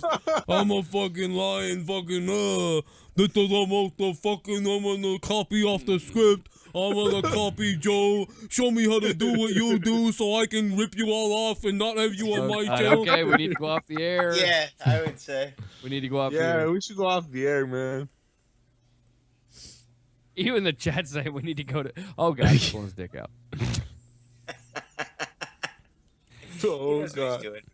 Even the chat's like, show over now. This was 10 years ago. He knows what he's doing. I was 31. Am I 30? 31, I don't know. Sort of. See, 31, I was like 13. Go to bed, Keith. Go to bed, Keith? Did you just call Joe Keith? No. It's people in the chat are insisting for Keith Rebarber to call in the show to do a rap battle. Oh, with for Joe. fucking balls. Get the fuck out of here. Come on. Joe was happy back then. Yeah, Joe used to make $300 a night. That's why Joe was probably happy. All right. Oh, come on. Oh, fuck. Not sure what to do here, Bailey. I don't either, man, because the chat is like dying for us to stay on the air. We got fucking comatose Cronin over here. Like, I mean, I'm fine with it. It's best that he's like right. I mean, I don't know. Are you gonna go to bed, Joe? What are you doing? Fucking comatose Cronin over here, man. Oh my telling God! you. Can you see the screen right now? I'm looking at Shit bomb. This is to get XP points for top chatters tonight. This is to get XP points for top chatters tonight. Hey, Stacks Monet. How do you get XP points? How does that work? Oh, you get them for super chatting? That's cool. I didn't know that. That's great that you're super chatting. Hey, Stacks Monet. What's up, brother? Yeah, that's pretty funny. That was pretty funny. Monetize this 59's A little crazy. Oh my god. Joe, just end the stream abruptly. Who cares? He knows. You're a dear fucker. You're a dear fucker. You you dear fucking dear.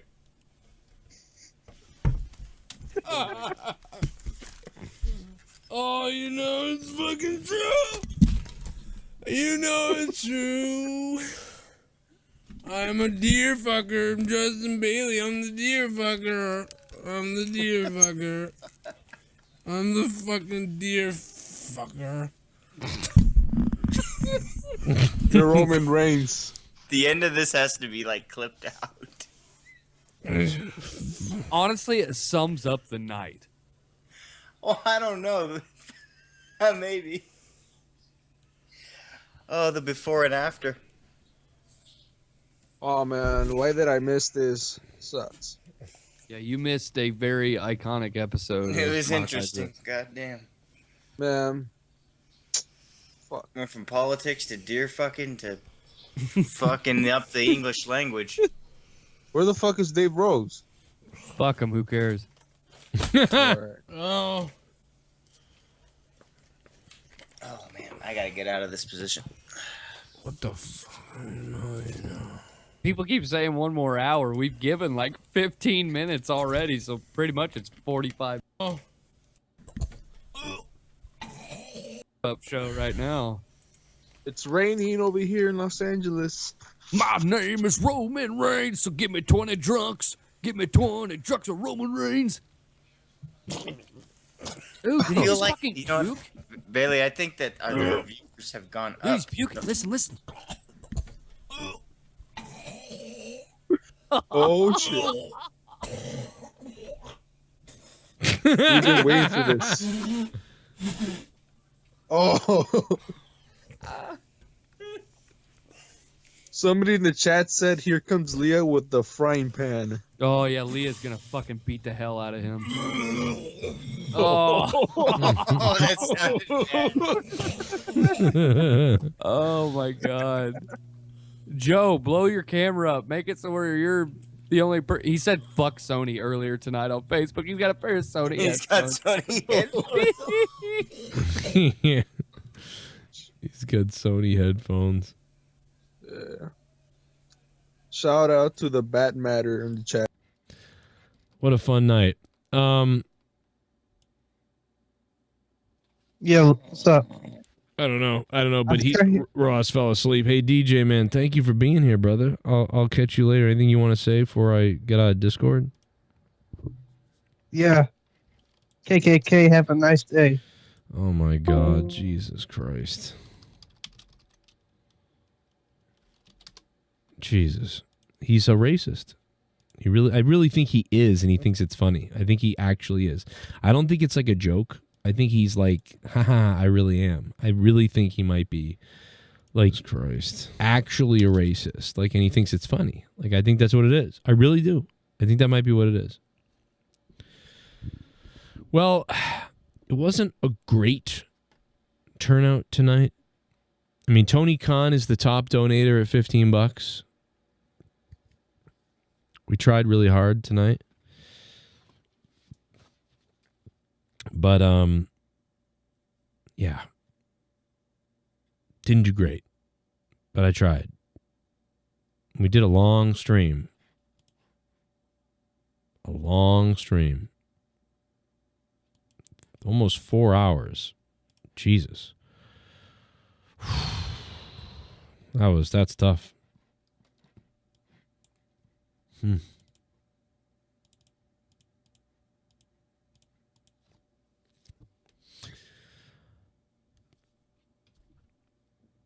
Got a lot of XP though in that thing.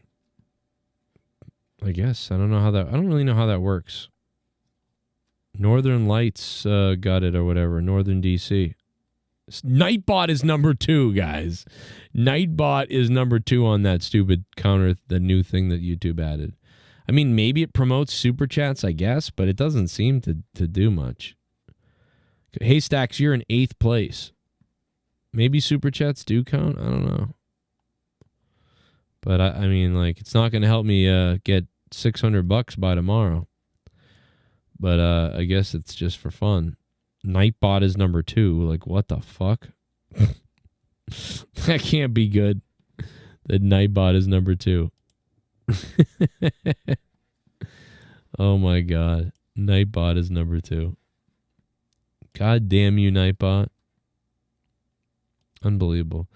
If you guys want more of me and Luke Rojas did a 1 hour and a half podcast, uninterrupted, just me and him, 1.5 hours.